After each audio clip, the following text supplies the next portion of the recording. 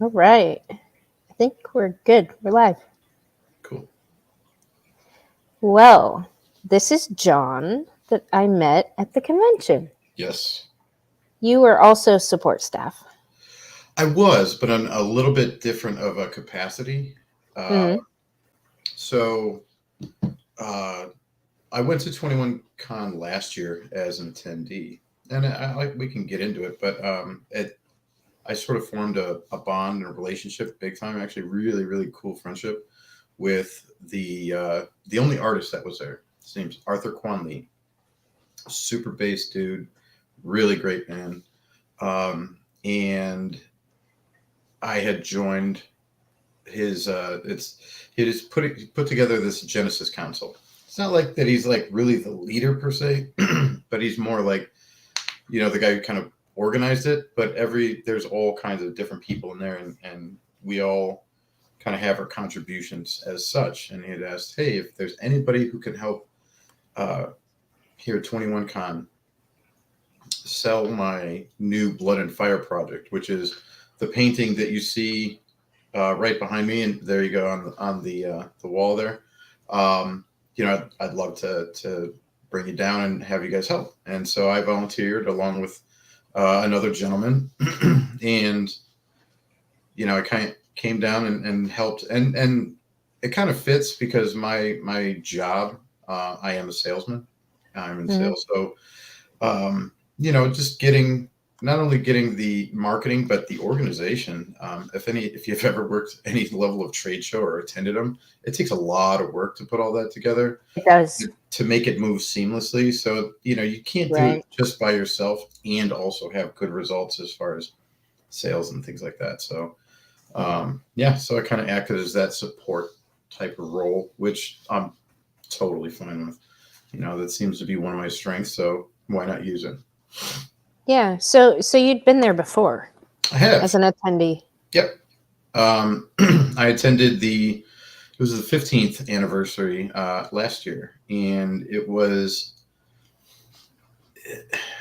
sort of a culmination or kind of coming full circle, kind of closing the loop, whatever you want to call it, of sort of my personal journey because I had my heart severely smashed by my wife of almost 20 years. And Right. I was looking for answers, and ultimately, you get to a point where you find the 21 Con, for better for worse, and you can either resonate with the content, you could use it, you can learn from it, or you could just hate it and shut it down, which a lot of people seem to do because it's kind of antithetical to their personal belief system. Right. But yeah, I went last year, and it was a great experience in terms of you have a lot of men in the room that have all different backgrounds, they have all different strengths, they have all different messages, and Mm-hmm. you know you can and the speakers that are there, the guys that are on stage, super generous with their time. They're actually really cool dudes in their own right. Most of them are.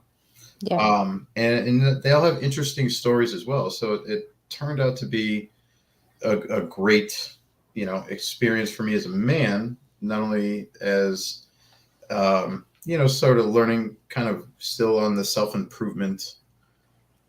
That's not a shtick, that's a bad word for it, but self improvement path, um, as well as, just get to know other people who have maybe felt the same pain I have. And it's that's where I met Arthur. I met Jeff Younger. He was a speaker last year. Alexander Cortez. Met a great bunch of guys, which a couple of them actually run the shirt that I'm wearing. It's called Chatistan Solar.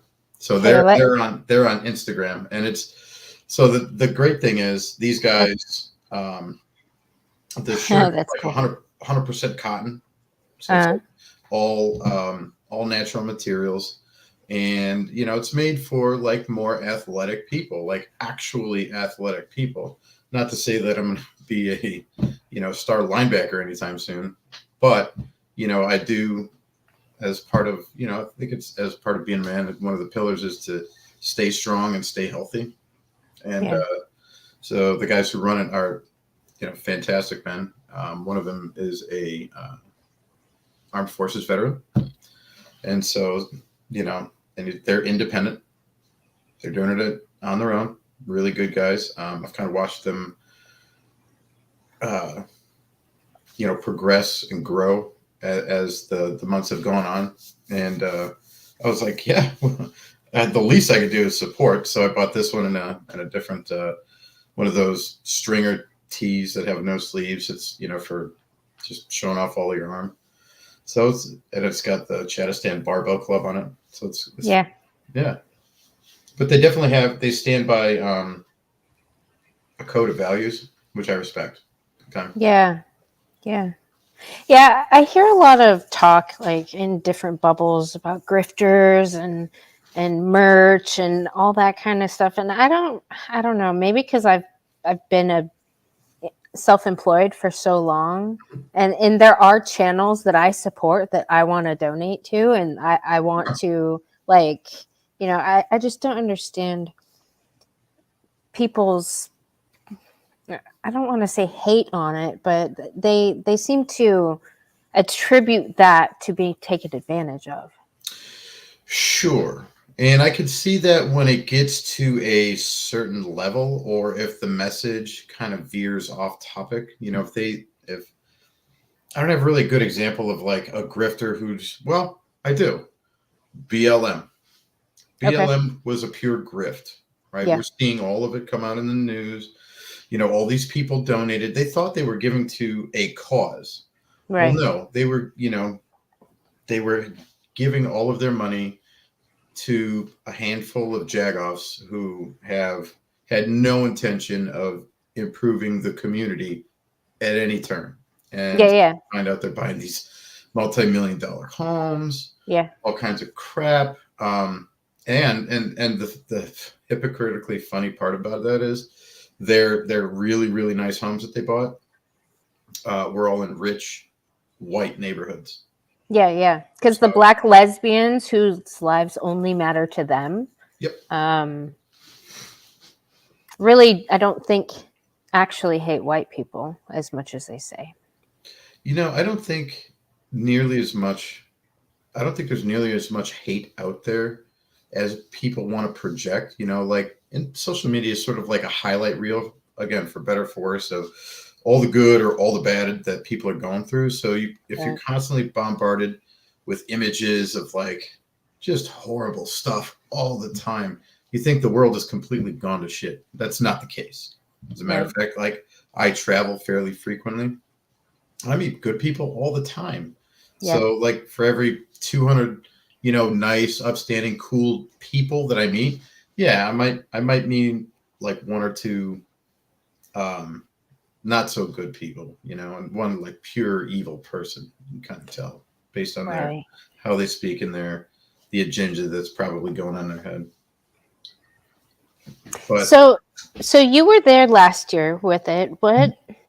And that's where you met Arthur and yep, formed a relationship. yep. What did you notice that was different this year than last year, if anything? Because that was my first time going. Um let's see. So it's from that, and even watching the videos from years past, it seems like there's less and less sort of PUA, or for the people who aren't familiar with the term, pickup artistry, Yeah. type of speakers and type of presentations going on. And even still, like after talking to all the people, after the fact, scoring chicks really wasn't high on the list for anybody there. Right. Like, Right. and it's nice to see the evolution. I think as the conference progresses and gets a little bit more prestige and gets a little bit more um, older, I guess you could say, because Anthony, I believe he started when he was 17, right? And so it was all about like just hooking up and getting laid and all that stuff. And as it grows on, we're starting to see there are more issues out there than just hooking up with chicks. Right. in the world of men today, you know. So it seems like it's progressing along the lines of building a rebuilding a patriarchal society, you know, Yeah. which ultimately Is is the the best. goal. It's the best thing for society, Yeah. um, because a patriarchal society builds, it creates, it, Right.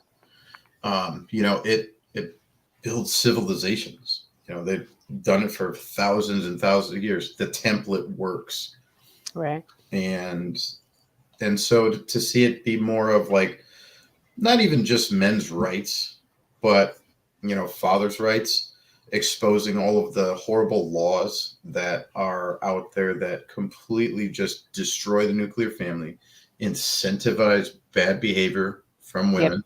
Yep.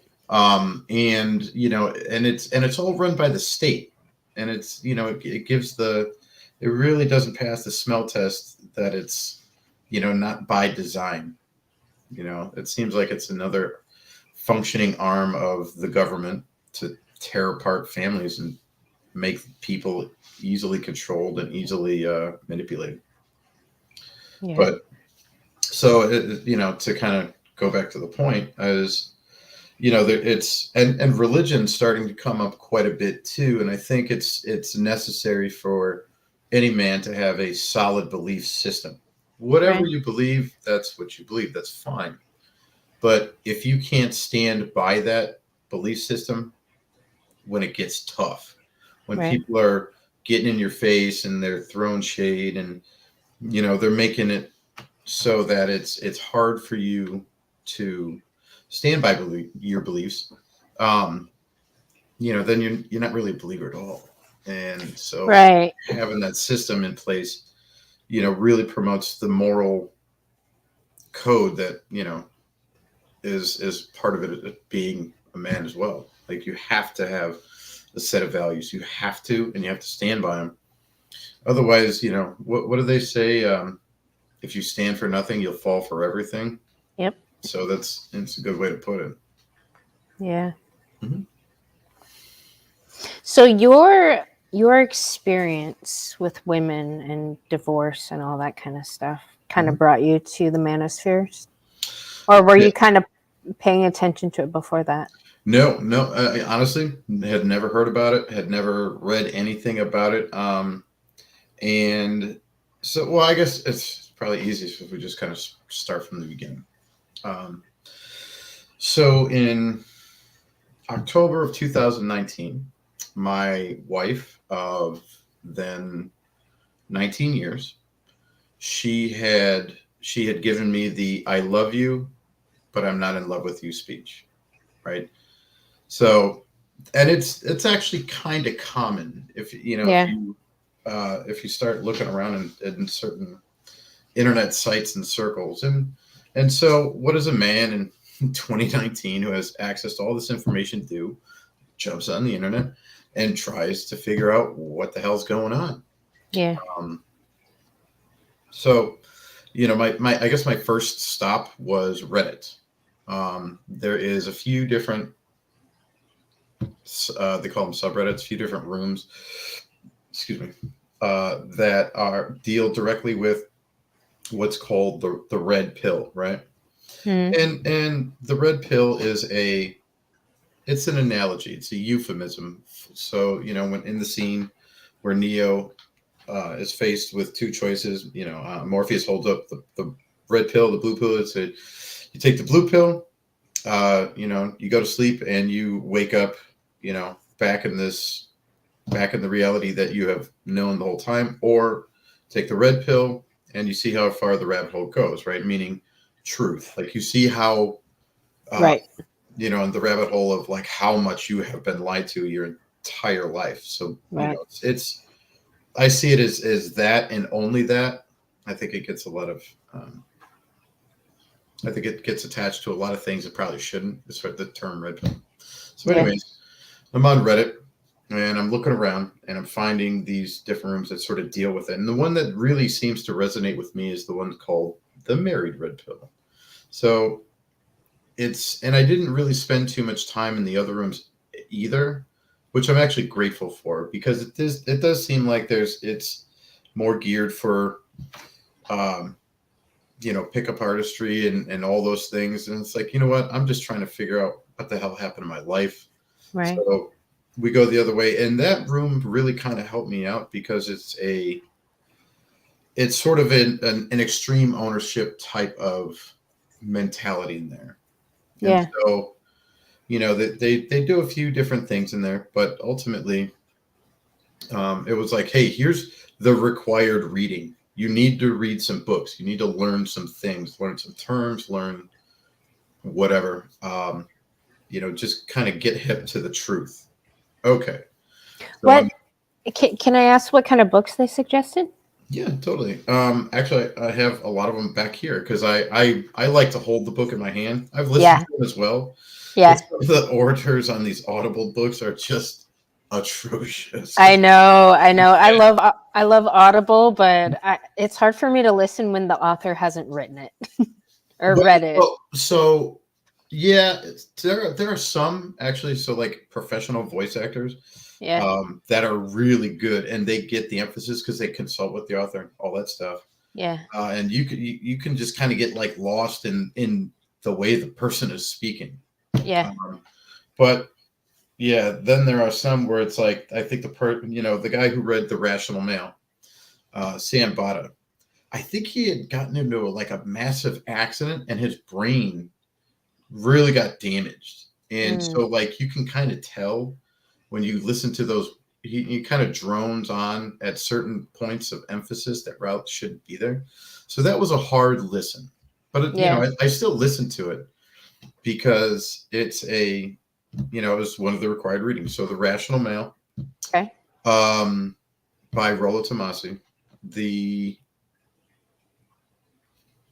book No More Mr. Nice Guy Mm-hmm. by Dr. Robert Glover, who also was a previous speaker at 21 as well. Okay. Um, When I Say No, I Feel Guilty by Hmm. where the hell is that? I Feel Guilty. Manuel J. Smith. Dr. Manuel J. Smith. And then the 48 Laws of Power by Robert Robert Greene. Greene. And you can see, I think you can see a few of Robert's books back here. And so, and none of it really had a whole lot of bias to it. It was more of like, these are observations Yeah. and, and it's like, but they are repeatedly true. Right. Some using current examples, some using historical examples. But and then there's a few other ones that probably should be on there, but those are the basics. Like read these, get to these core concepts, understand these extremely well.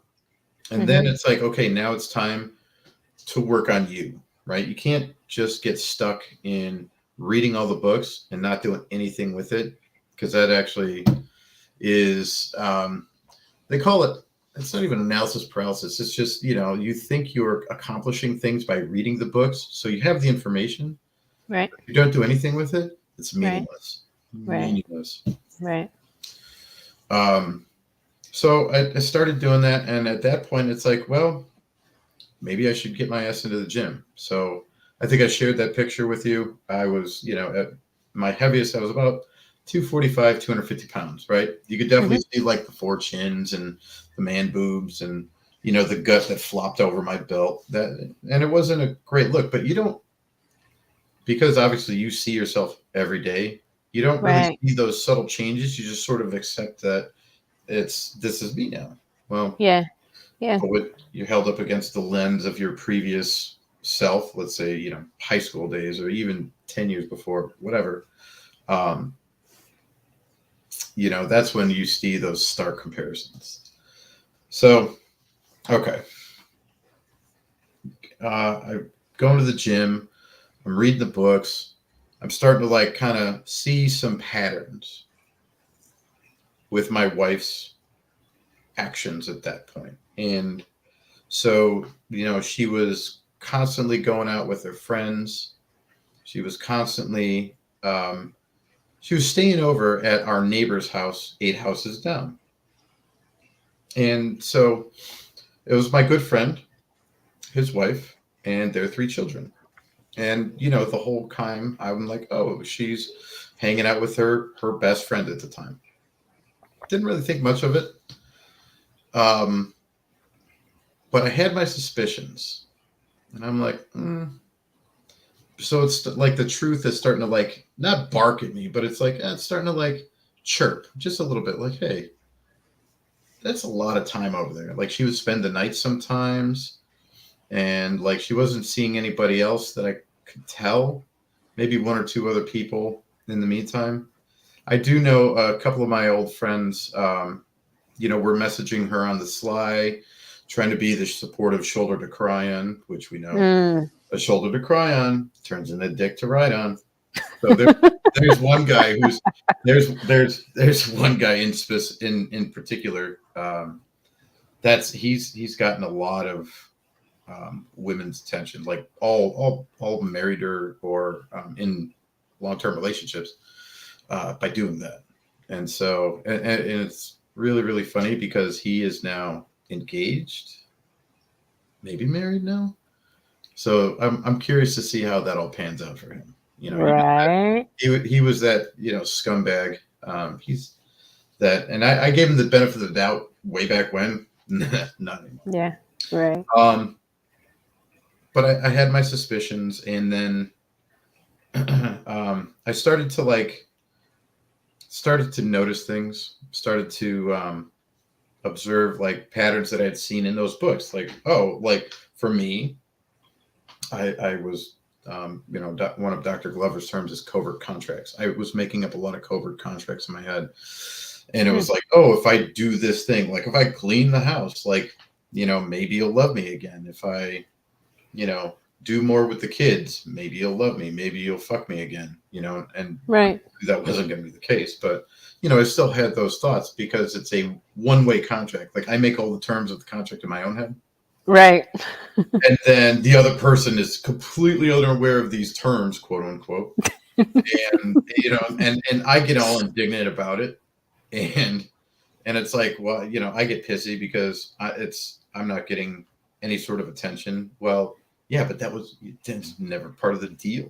So, Did she work? Was she a career woman? not in the beginning.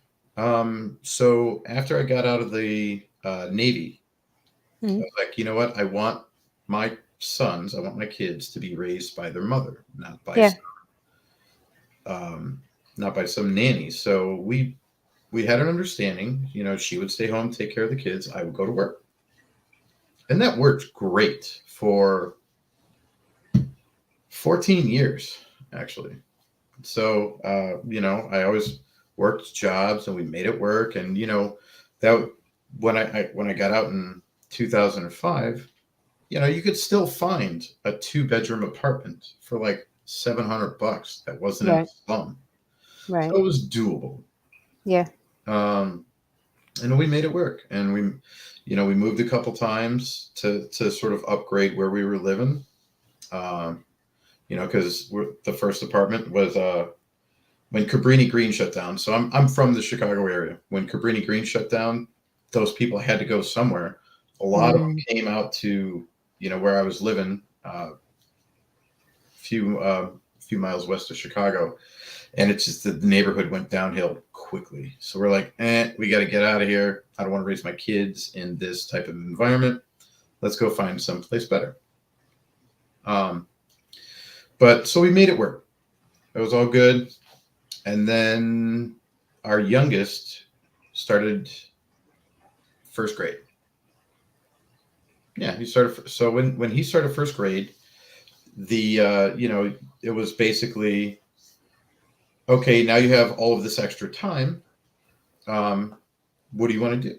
And she said, I want to be a cosmetologist. So I said, no problem.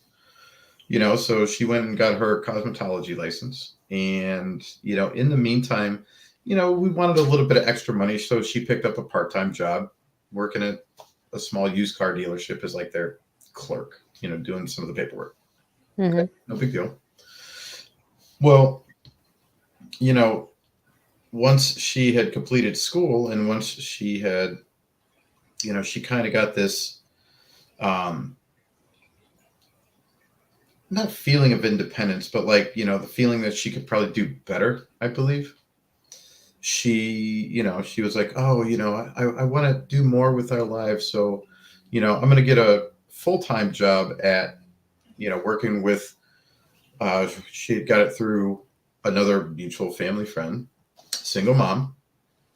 And, that woman has a whole lot of, actually, we'll bring her up later. It'll be interesting. Ooh, is it a There's crazy bitch? yeah, a little bit. And, Sweet. it's, yeah, so she'll come back up. Okay. So she gets my ex-wife a job, through her company. She Hmm. works in insurance. And so let's see where we're at. So she starts to see like this woman, her friend has all of these like freedoms and things like that. And, she can go out and she can do whatever she wants. She doesn't Right. have any man holding her back and whatever. And I think there was an allure there. I could see that, where I was, and I was on a sort of a recession down. Like I wasn't taking care of what I needed to do around the household. I was falling off a bit. So I could see that now. I could see that now because I could see the signs. Um, Right. and so I was constantly gone all the time because my job had me traveling. And I did to a certain degree actually enjoy the travel because I do like to see other parts of the world. That was one of the big reasons why I joined the Navy. I wanted to see other parts of the world that I probably would never get a chance to otherwise. And so Right. that's always kind of stayed in my blood. So I know we're jumping around here, and No, just you're fine. put me back on track whenever. No, Um, you're so she gets this job, and she's starting to see the allure of the single, the single mom lifestyle, because this particular lady, she's got her own. uh-uh. Your camera flickered. Okay, yeah.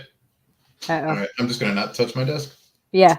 Um, she's got her own apartment. She's got her daughter with her because the dad was a less than desirable individual, but they Yeah. got together when they were teenagers, so it happens. Um, and she's got her own car, she's got her own money, she can do whatever she wants. Okay, so with all that being said, she starts to see it, and she starts to hang around more women just like this. So she Right. begins, I believe, and this is all, um, Conjecture. yeah, it's all speculation, Yeah. but the signs are there. Yeah. So,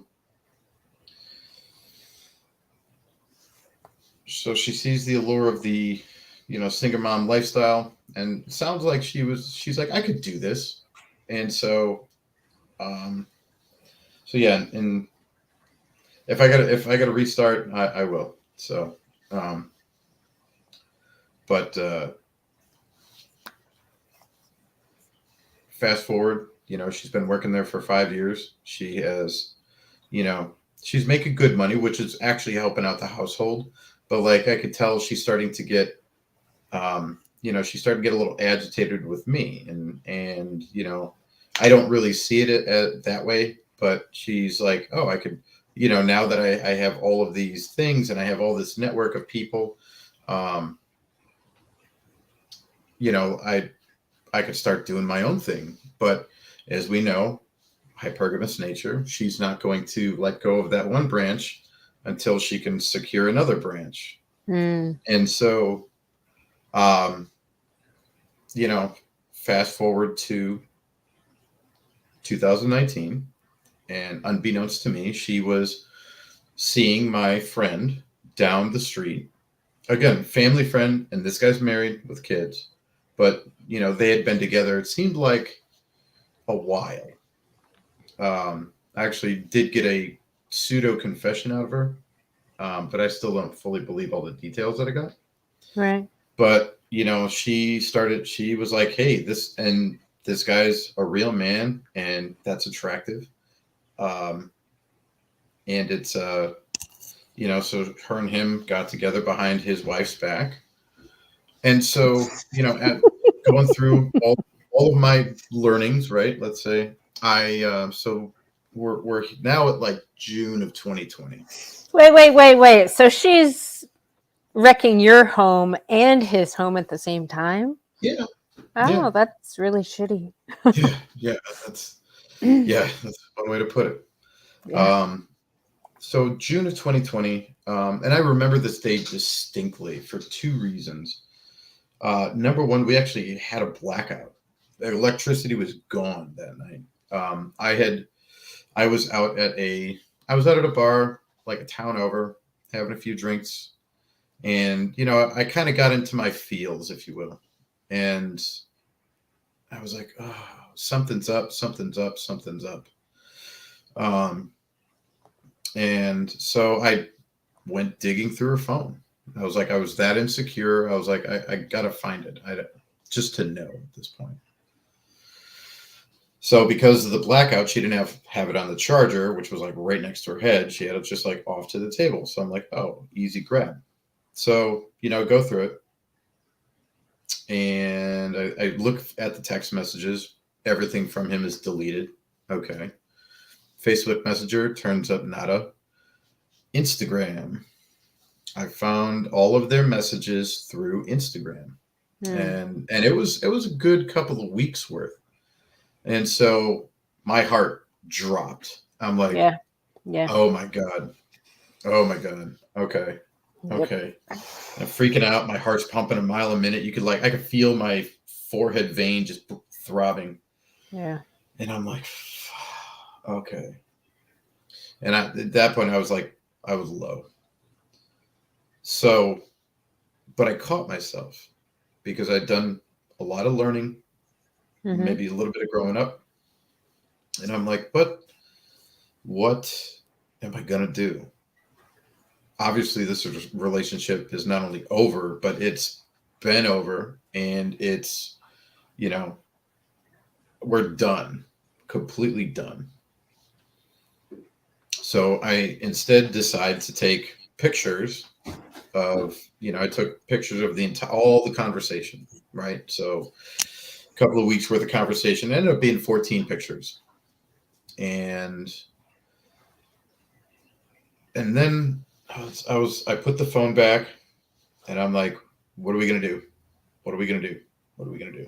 This is obviously my own head. And I decided, you know what? Okay, I'm going to figure out the way to set myself up for success after this divorce. Because now I'm full belief we're getting divorced as quick as possible. And so from the end of June to like first day of July, I just keep my mouth shut. I kind of tiptoe through the tulips. Don't really give off any sort of vibe like, she really is not around anyways. It's not that big of a deal. Right. However, her and my three sons and him, his wife, and his three kids, he's got two daughters and a son, they're all scheduled to go up to like 6 hours north for 4th of July. So I was like, okay, I know what I'm going to do. I'm going to put this out in the open to everybody. And I'm going to let them fight it out. Because if I do it down here, I'm instantly the bad guy. Like, Right. I'm like, okay. So they drive up probably 5.5 hours. So they're almost to this campsite. So I'm not really sure if they got internet. So I take him, his wife, my ex-wife, and also the guy that my ex-wife has been talking to in the short term, because from the conversations I saw on Instagram, Right. that she was trying to move on because she came to the realization that it wasn't going to be permanent because, he's got his own wife and family and everything. So she Yeah. knows she's a homewrecker. Yeah. So, but she's like trying to quietly bow out. Mm. And so she had been talking to this other gentleman.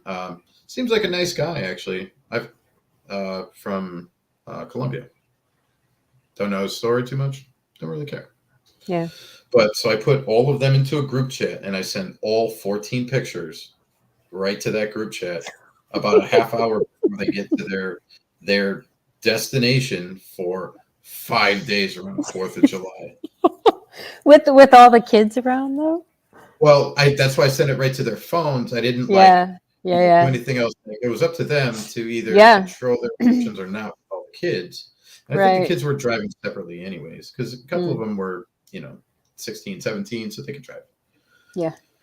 And so, the first one to respond was her. She's like, "Oh my God, I can't believe you went through my phone." Okay. Okay. Why is that always the response when they Right, get because caught? again, I'm in the wrong. I'm the asshole. Okay. Right. And then like 10 minutes later, because I guess they had pulled over to a Walmart to get like stuff for the weekend because it was 4th of July weekend. Mm-hmm. I get, "Oh my God, I can't believe you wanted to start a war." And I'm like, "Oh, What? that's interesting. That's an interesting That's a weird phrase." response. Yeah. So I'm like, what does that mean? Yeah. Well, so now they all see it like he doesn't respond to shit. Fine. She's like she's beside herself, just Yeah. going crazy. Like Yeah. she's sending me furious messages and like she's like, "Oh my God, like I'll do whatever you want to do. Just like we'll talk when I get home." And I'm like, and I'm like, yeah, I'm like trying not to just completely explode. Yeah. But it's like at this point, I knew I had the upper hand, Yeah. but Leverage. I wasn't trying to overplay it. Yeah. I did one time, and nothing went with it. I'll tell you that too. But but I didn't get a response from his wife, and I'm like, that's interesting. That's Hmm. weird. I wonder if she just didn't see it. Well, come to find out, the kids, have her phone all the time because she just give them, "Here's YouTube, go ahead, zone out, whatever." So Oh. I think my ex-wife grabbed the phone and deleted all the pictures and all the shit, deleted Uh. my messages Uh. Uh. before she had a Uh. chance to. And I'm like, okay. Because the uh thing is, even the new boyfriend, who she's still with today, or not coincidentally, but incidentally, he Strangely. called me. He's like, "I don't know what to make of all this." And I'm Yeah. like, man, this is my wife of almost 20 years. Yeah. And I just want you to understand what you are getting yourself into. Mm-hmm. And like not so much like I'm because he's made a choice to be with her. He seems Yeah. happy with her. But at the time it's like, dude, she's literally cheating on me right now. And it's a 20-year relationship. So if she's gonna do that to me, there's a high probability, a high likelihood she's gonna do it to you. And I don't want to see any of the men go down that path with her, you know. But yeah, I didn't get a response from the wife, and I thought that was interesting. Yeah. That. So I'm like, okay. So I kind of let it simmer, let it kind of go. In the meantime, I become a junior lawyer. I grab Right. all the documents. I get all the divorce documents, fill them Right. all out, get them ready to go. I go through all of our bills. I go through everything, and I list down assets and list everything down. And none of it I wasn't trying to hide anything. It Right. was, my goal at that juncture was 50-50 custody of my sons. Mm-hmm. Uh, I'll sell the house because we owned a house. I'll sell the house that's in both of our names. I take the money from that. I pay off all of our credit cards. The credit Right. cards you took under my name, and there were a lot. The credit cards that I had and the credit cards that she had. The only outstanding debt was her student loan, and she was fine with it because it's a low payment monthly anyways. Right. Okay. And then once that's all done, I get reimbursed for whatever I had to put into the house, and then we split the proceeds, and it was still a good amount of money. And Yeah. so, um, and so, but I wrote all that down. Here's the parenting plan, and here's the the assets and the bank accounts and the vehicles and all that stuff. And then I file it. So I think the first was like a Friday. So like the third, that Monday, like I filed the motion and all of that, got it going. Mhm. It was like $300. Right. And so when she gets back, or not when she gets back, but right before she gets back, I'm like, I'm not fully convinced everybody has seen this, seen what's going on. Right. So I resend the photos again to everybody.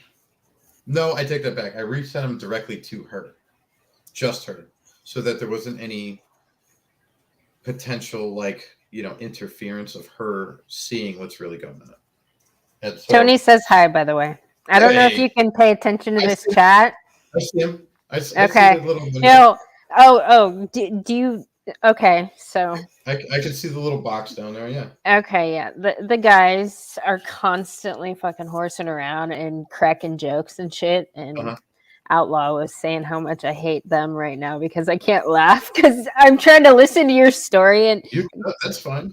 Well, I no, wish. like I try to make sure I say hi to everybody that comes in. Wait a But minute. I see it now. Hold on. I just clicked a little thing. I have to click over. Yeah, now I see oh them. yeah, no, Oh, no shit. they're fucking Oh, they're wow. awful.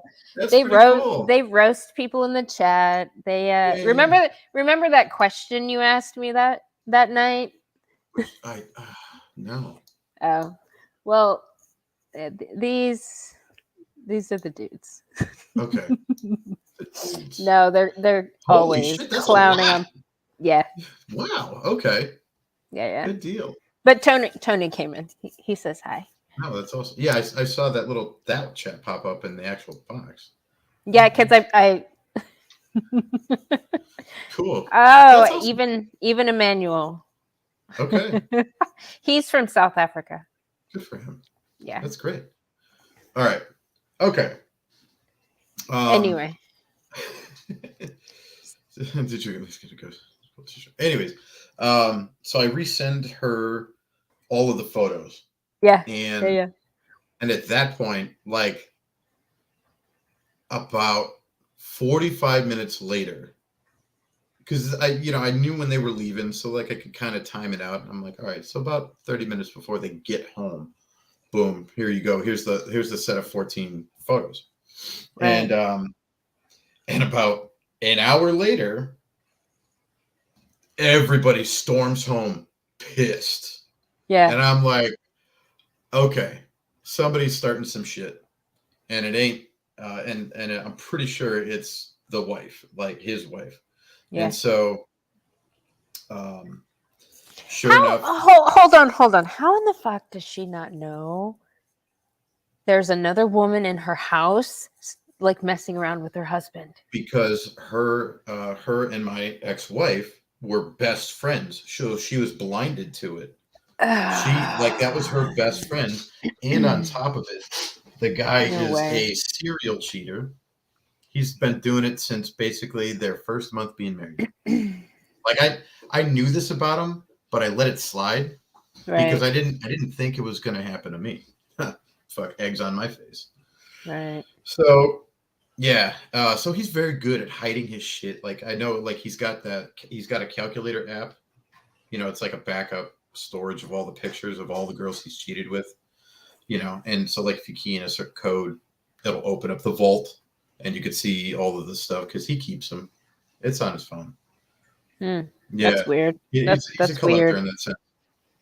So, oh wait, I think I've dated one of those actually. Okay. Yeah, because I found the collection. Yeah. Yeah. Right. Yeah, you went digging through the phone too. Mm-hmm. Well, no, I was just going to erase pictures that he had to have, and then I saw all these other ones. I'm like, fuck this, so I erased the whole collection. Yeah. Mm-hmm. So okay, I think I get the type. Yeah, he's a sleazy fucker. Yeah. And so, like, again, I gave him the benefit of the doubt because, he's my friend and whatever. Yeah, no. So, Right. um, so all my kids come home, just they're mad and they're pissed off. And I'm like, oh, what the hell happened? Well, his wife literally threw all of their shit out of the cars and said, get the fuck out of my house. Like, she just said, leave, and she was, pissed. And um, let's see. So we get, they all come home, and like I'm already ready for this talk because like she's been promising me a talk throughout those few days. Like Yeah. I'll tell you everything, I'll admit to it all, and I'm like, whatever, okay. So I'm kind of gearing up for the talk because it's gonna happen like immediately. We're Right. getting this out now. Um, and the kids, they're all mad because like they thought they had a good weekend, and they did in their own mind, but the um, that whole incident right at the end, it's like, no, what the hell? Why did we get thrown out? I thought we were just going to stay here and shit. No. Right. So I sit her down, and I just, I don't have like this list. I don't have this interrogation list of like, I need these answers, but it's just like, what the fuck? Right. Why? Why Yeah. him? Why Yeah. him? And so, we get into it, and it was like probably a good 2.5 hour talk that we had, and it was basically that she came up with the line that, oh, he makes me feel like a real woman, oh, there's just something about him, and I'm like, and in my previous life I literally would have hit her with a hammer, but Right. now it's like, I get it, I understand.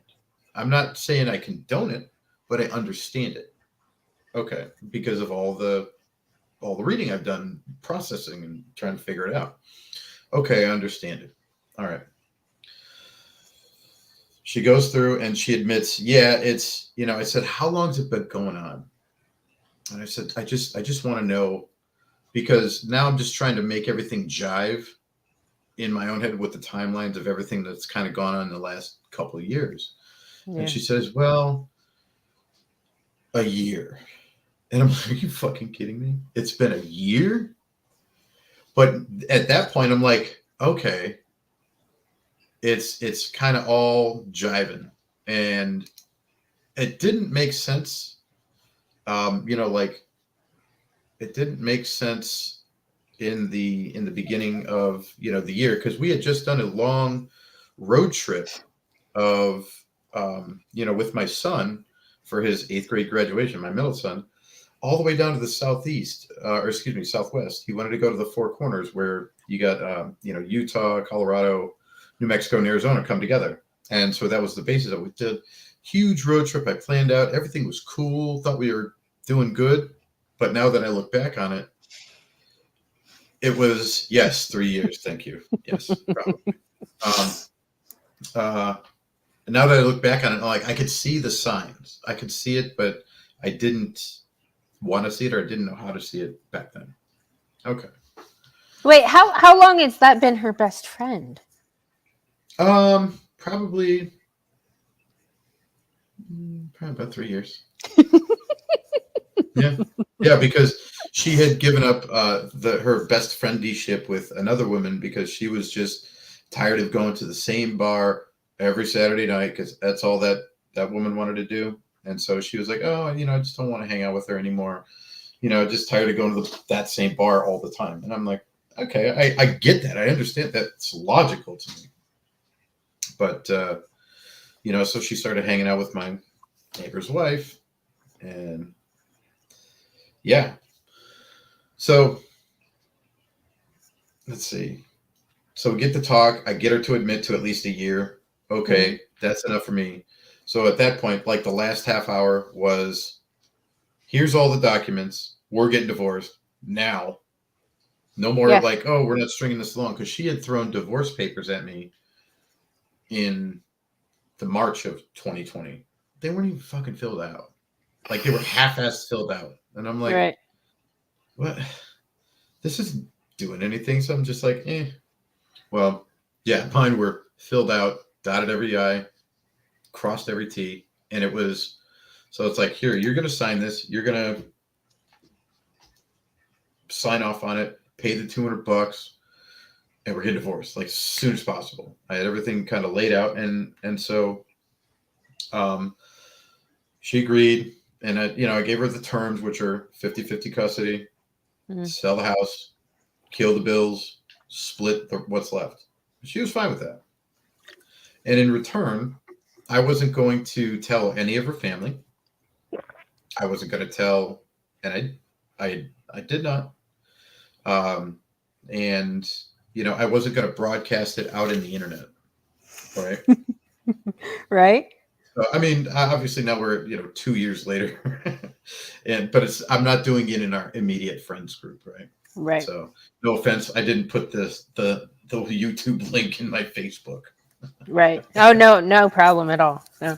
Um, but it's so she does that, or she signs it and all that shit, and that night we find like a whole dozen eggs cracked on her car. Just eggs thrown. Egg. And I'm From the like, kids? I think it was his oldest daughter and her Yeah. friends. I think I can't prove it obviously, It's but got to be one of the kids. That's a right, kid. because my kids obviously were all home clearly, Right. and Right. And they and wouldn't do that to their mom. no, they wouldn't do that. No, they're not. They're very, very. They stand up for their mother, Yeah. for better or for worse. Yeah. But I think what ended up happening was my friend's wife, ex-friend's wife, um, yelled out, and like her daughters heard it, and her oldest daughter's like 17 at the time, 18 almost. So I think she, got the lowdown and egged my ex-wife's car. I actually have a picture of it. I'm like, yeah, that's what you get. But Right. oh yeah, that was great.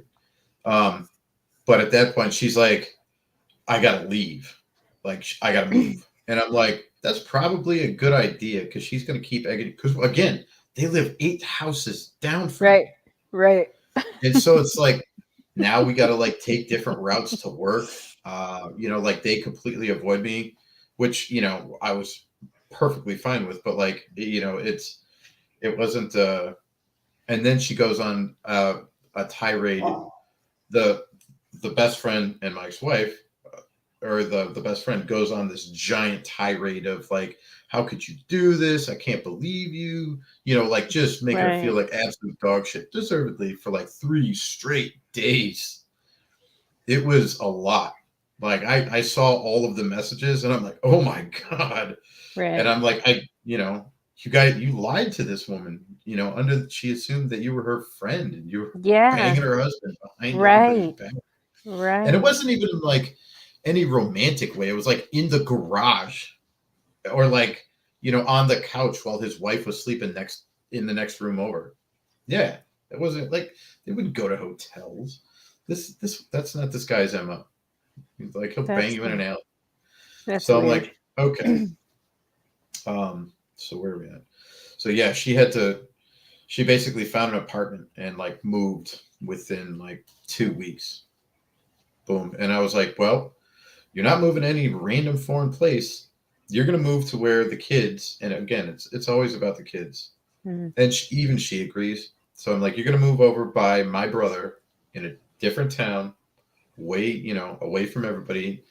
And, um, and that at least the kids will have their cousins to kind of lean back on, because there's no way, they're all going to be going to school with this dude's kids now. I'm like, I'm not having that. No. Right. Right. No. Right. So Yeah. we moved, or we moved her. Like she packed up all of her shit. I put it in I even rented the truck, and I'm like, I could have like let this all deteriorate worse, but it was just like, look, Your it, kids. it's for the kids. I'm not the monster. Yeah. Yeah, what your mom did was super shitty, but it's like I don't want to see you guys suffer any more than you have to. Yeah. And so I moved her, and then for like 2 months straight, I worked on that house. I worked the hell out of that house. Painted all the rooms, got everything all nice. and it was great. It was a learning experience for me because I for the first time I worked with my hands a lot. Where I think Tony would respect this. Like, I was like, I got really good at doing the stuff that I'm not used to. I Yeah. was like man shit.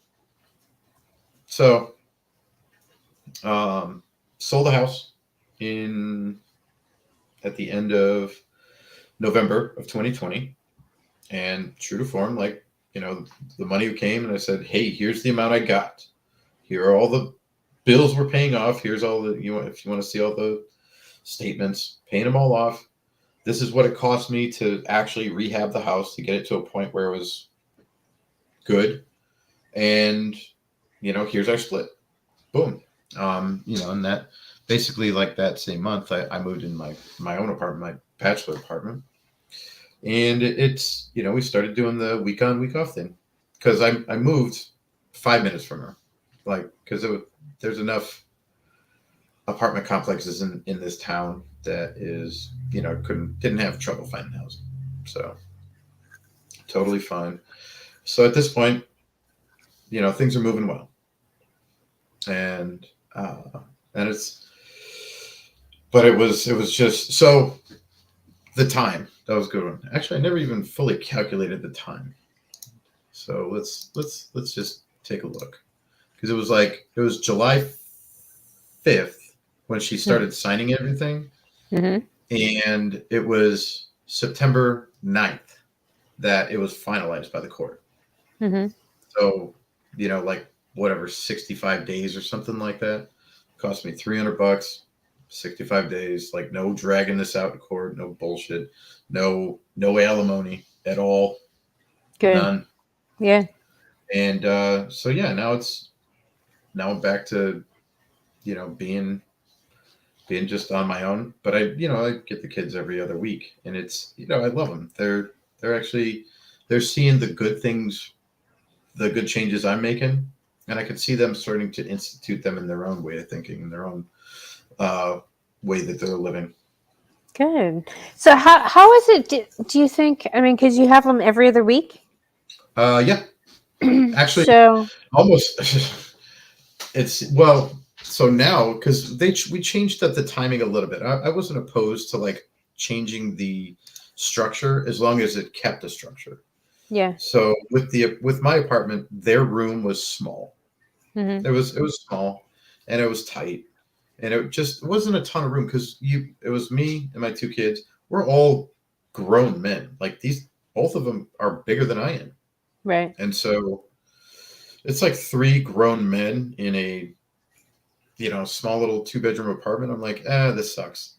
Yeah. So at the beginning of April this year, I bought a house before the interest rates went, retarded, and so each one of them gets their own room. They actually Mm-hmm. almost prefer to be here most of the time because they have their own space.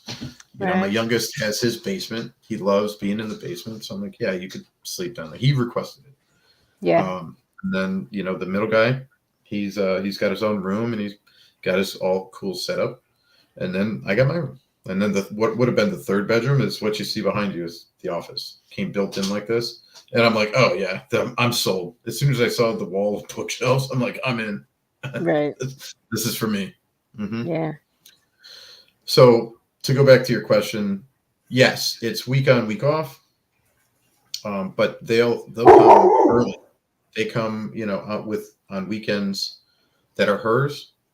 She doesn't care because she knows, like, it gets her. It allows her to not have to feed them because she's complained more than a few times about how much money it costs to feed these kids. And I'm like, yeah, I know. I cook for them every day.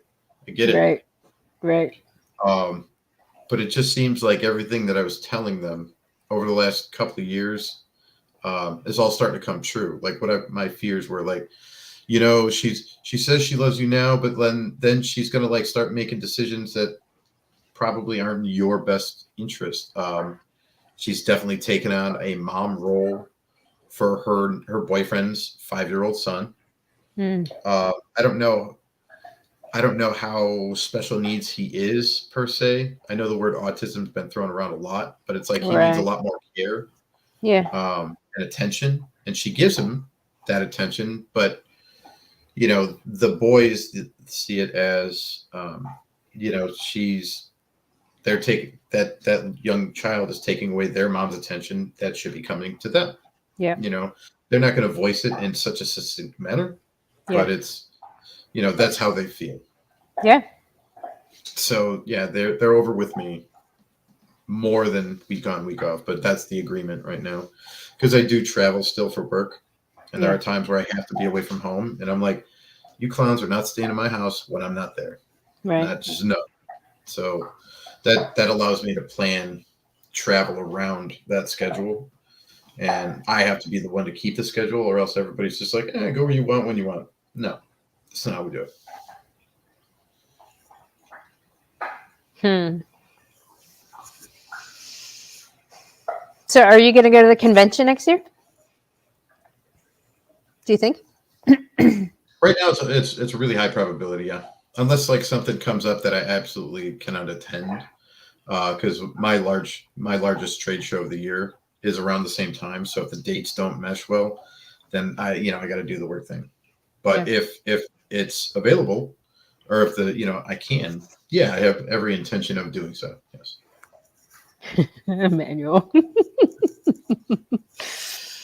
To that point, I fully believe now. Were there factors working against me? Yeah, but had I been like on my shit and knowing what I know now, like having these truths in the back of my head when I was, let's say, 30, um, I don't think I would be in this situation. Why? Because I would have proceeded in a different way, like would have been a different type of person. But Hmm. that's not how it rolled. Yeah. And but even still, I wouldn't give those kids up for anything. And to be fair, she gave me her 20 best years. She really did. Ooh. You know, Ouch. so You're right. no, it's a Right. reality. Like Yeah. we Yeah. got we met each other when we were 18. We got married at 19, Yeah. and I thought it was going to last forever. Well, lo and behold, it didn't for reasons on both ends. You know, Yeah.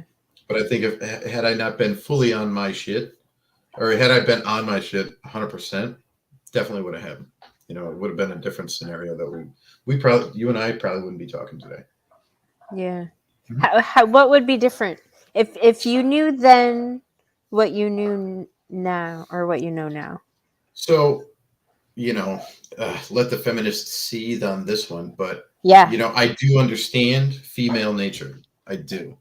Even if I don't understand every little check mark bullet point. Hmm. I have a relatively good grasp of like how females are and how you act. Hmm. In different situations because now I've Yeah. kind of gone through a bunch, and so I wouldn't have made certain rash decisions. I wouldn't have been like all about the chore play, and I wouldn't have like I would have been, and I would have been focusing on my purpose Right. rather than making her the star of my life, kind of, or not. That's not the best way to put it. I was pedestalizing her, kind of thing. Yeah. And you treat women like celebrities; they'll treat you like fans. Okay. So, uh, I would have been more towards the path of like really growing some business or really getting good at what I was already doing to maximize my earnings. And kind of sorting all that out. And then she wouldn't have had a need to work any job. She wouldn't have had a need to get in cahoots or whatever with these single moms and see like in her mind that she could potentially just like move on. She could do better. And so, yeah, I think it's, had I been on my game 10 years ago, even 6 years ago, never would have, never would have occurred to me about this whole circle of people and schools of thought. Never would have. I Right. never would have looked at for it. Right. That's true. So, but even still, I consider it a blessing that I have, because I know there's a lot of people out there that are suffering, and they're just at the mercy of the court system, or their crazy ex, or their crazy current wife or Right. girlfriend or whatever, Right. and you know they get desperate. Desperate people do desperate shit, Yeah. and Yeah. you see it all over the news, like you know men, they love these women, so deeply, and when they break up, like, oh my god, if they don't have any other, the key is, if they don't have any other options, they're like, oh, I'll just kill myself, and Right. it ends up like that quite a bit. And I don't have the statistics in front of me, but it's like a lot of these guys who kill themselves over women Mm. are extremely disillusioned, and they're extremely frightened, and so they'd rather choose nothing. They'd rather choose death than do the work, figure it out. Well, what I told you about my crazy bitch boot camp idea, right?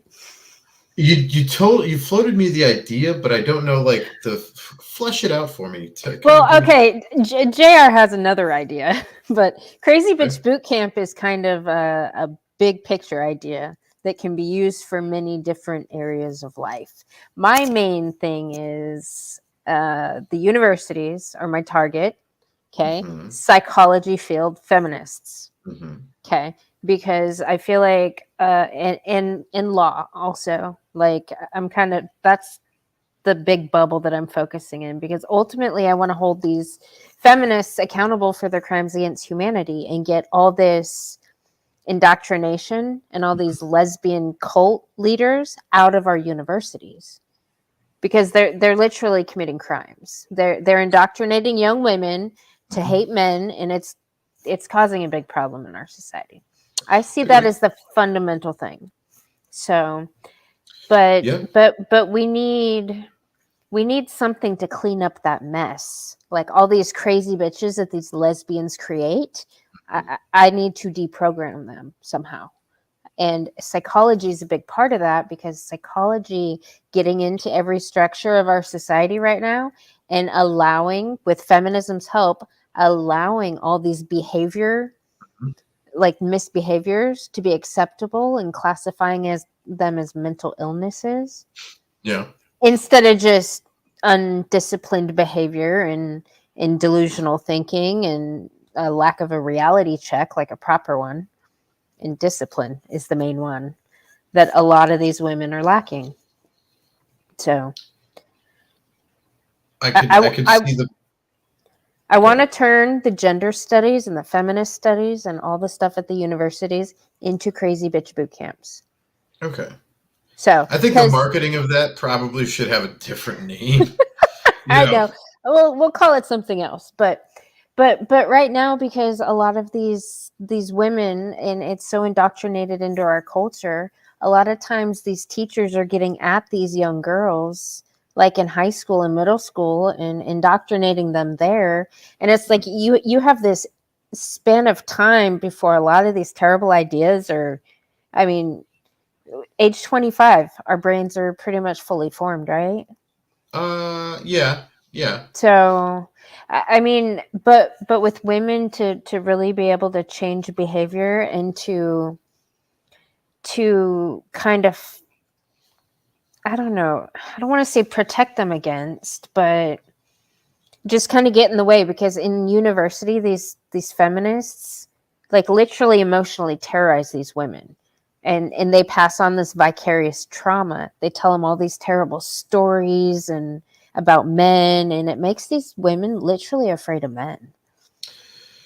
Yes. Yeah. Yes. If I may offer Yeah. one slight point. Yeah. Um, so you said, I need to deprogram these women. You're not going to deprogram anything. It's up to them to Mm-hmm. deprogram themselves. Yes. But if you show somebody a better way, Yes. and say, hey, you know what? You want to live a long, happy life. Okay. What does that look like to you? Mm-hmm. And so they're like, well, I'm going to climb the corporate ladder and I'm going to buy, I'm going to travel all around and I'm going to finesse these men for like food dates and all this shit so I can afford my lifestyle that I want. Okay. All right. Well, you know, not only showing them like here are the people that you're glorifying in these instances, like these super radical feminists, right? Purple haired, Mm-hmm. crazy. Yeah. And it's like here's where they ended up. Like they were doing well, and then they took these classes, and then now they're crazy, and absolutely nobody wants to support them, and the only people who even want to be near them are the level 2 dudes that want to bang them, and that's it. They have zero thought of commitment. You want to live a long, happy life, due to travel and have the family and all that stuff. You could maybe make yourself look better, be pleasant to be around, Mm-hmm. and, exhibit feminine traits that men with money, that men who have their stuff together would find attractive and invite you along. And you don't have to spend most of your life selling your soul to corporate America to make that almighty dollar. Mm-hmm. It would just be given on the basis that you're going to keep, you're going to, make the home, and in the beginning, there's not a whole lot to do. So you can kind of do what you want. But, if motherhood comes along, then yeah, it's up to you to, be there for the kids when they're young.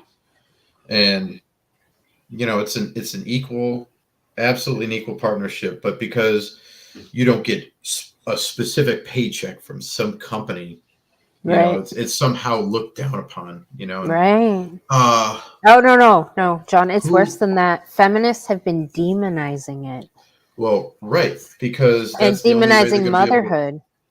that's the only way they're going to be able to recruit. And I have this Yeah, theory. for their sex cult. These hypersexualized radical lesbian feminists sex cult. Right. Yeah. I have a theory about that, and it actually kind of extends into the not only the radical feminists, but like the whole alphabet squad Yeah. and the trannies and all of it, is that Yeah. these people, they make these decisions in the early on stages of their life. So like they go to college and they're like, men are horrible, men are bad. I'm going to be this, super leftist, crazy feminist, right? Mm-hmm. Well, because we know evil cannot create, it can only destroy, Mm-hmm. right? They need to, go through the paces to bend somebody's mind so that they become like, or that the person they're trying to recruit, it becomes like them, Mm-hmm. because, and it's a very selfish reason, they need validation that the choice they made was a good one. Yeah. So Yep. like, so the trans population, Mm-hmm. right? The people that, are still in that mindset of being trans is a good thing, chopping my body up is a good thing. Mm-hmm. They need validation that they made a good choice. And the only way to do that is to get other people to do the same thing. Because if other people are doing it, well, I did it first, I must be the better. And Right. that plays out in their heads. And so when you get to that level of, like, yeah, I chopped my dick off, I want to be a woman. And then you find out all the horrors. You actually listen to the stories of, the whatever TFM, FTM, whatever. And they're like, none of it's good. Like they're spending thousands upon, like hundreds of thousands of dollars in some cases For experimental surgeries. Experimental surgeries. Yeah. And like this isn't covered by insurance. Right. Like maybe the time off might be for like a certain amount of time, but like, they get to that point where, and it's never an immediate thing. It's always, years down the road. They're like, I will never, the poor girls who are having these hysterectomies at young age, they'll never be mothers. And they Right. but you can't get rid of people's DNA. Motherhood is in a woman's biology, in their Yep. genes, right? Yep. Yep. And so, they realize 5, 10 years down the road, they're like, I'll never have that opportunity ever. Yeah. And, like, also, I can't get pregnant. I can't fulfill my biological Imperative. purpose. Yeah. And, that I think that reality, becomes so overwhelming for a lot of them that's why you have such a high suicide rate there. Oh yeah. They have the highest. And it's not so much that they're like, I'm a bad person. It's that I'm never going to have that ability to, you know, fulfill the biological imperative. And it's the same with, and men, we already got it bad anyways. But it's like, oh, I cut my dick off, when I was 16, and now I'm Right. 25, and I'll never be a dad. I'll never Right. be a father. Right. And it's like that reality hits like a sledgehammer, and it's unfortunate for these poor souls. And so, understanding that, I think along the what you were talking about with the crazy bitch boot camp, is that if Yeah. you show them, I believe, if you show them a lot of the people who are like, I wouldn't say on the mend, but they're like, I don't want to be this trans anymore. Like, I want to go back to at least being a female, even though like my bits are all chopped up. Like, and I can still at least live in my own biological body, like it should have been from day one. Yeah. You tell them the horror stories, and you show them the evidence, and you show them that there's a better way. Like, just be the person you were born to be, rather than trying to switch up, you know, what what you are, because it's just going to end horribly. I, Yeah. I I have yet to see one happy trans person over the course of, whatever, 7 to 10 years. They're Yeah. out there, but they're nobody's happy because they Yeah. realize they're all more or less freaks in nature that butchered themselves at the behest of their parents and the Mm-hmm. medical people. and Exactly. and to Exactly. the medical And people, they were just a paycheck. Nothing right. to them. Well, and part of the crazy bit, I mean, I guess crazy bitch boot camp is more like a parasite.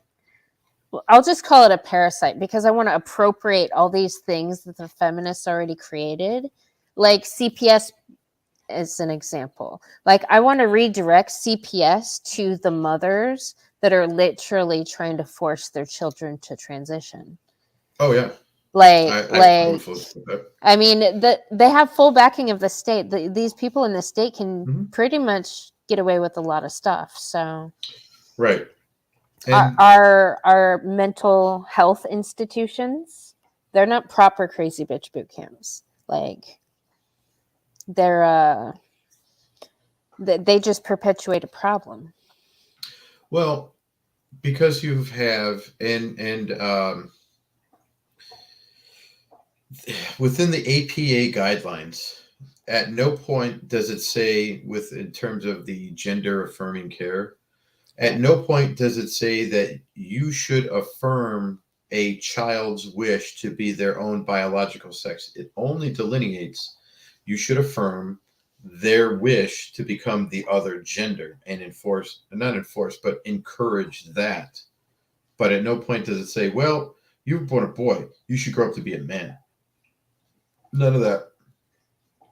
And that's where you could tell, like, there's more to it than just this is not just a social movement. This is a complete um, civilization type of movement. People are trying to push this agenda, Mm-hmm. and the only way to do that is to basically turn the civilization crazy. Like, I refuse to use people's he, him, those pronouns, because, and this is, I've told my kids as much too, because there's a logical reason.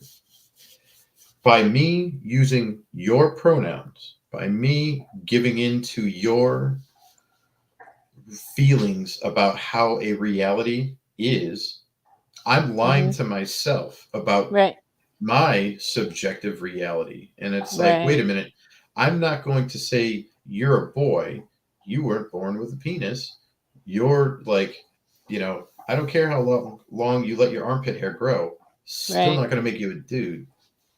So, um, if for me to participate in that, I would actually be demeaning myself and my values. Right. And so I Right. refuse to do that.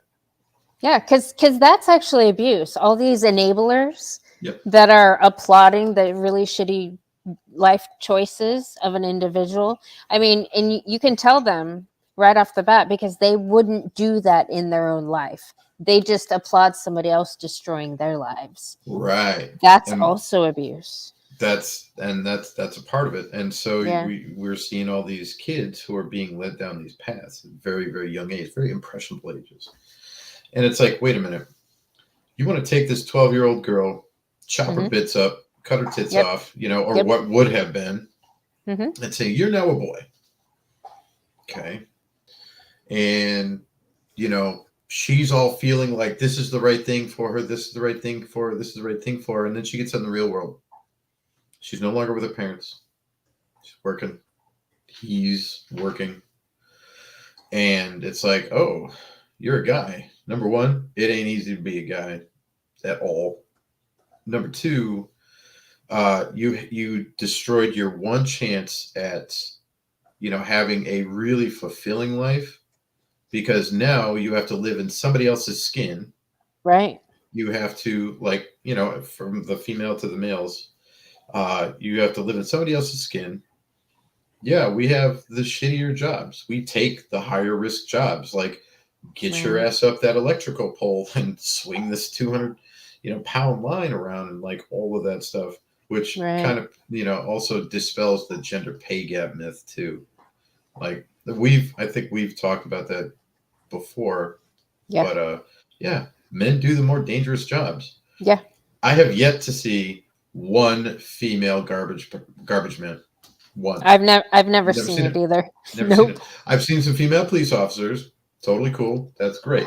No, it's not cool. Women should not be fucking police officers. No, they shouldn't. No, they shouldn't. But at least the fact that they're trying, it's like, okay, all right, I'll give you that one. You're trying. Like, you want to be there with that. All right. You're trying to be in a protection of society role. I'm Right. not okay with that at all. Well, and let's be honest, most females we know that are cops, right? Yeah. I Yeah. have yet to see one who's over 6 foot tall, Right. and all it takes is one big dude who's a little, blitzed or high or whatever, and Right. she's gone. Right.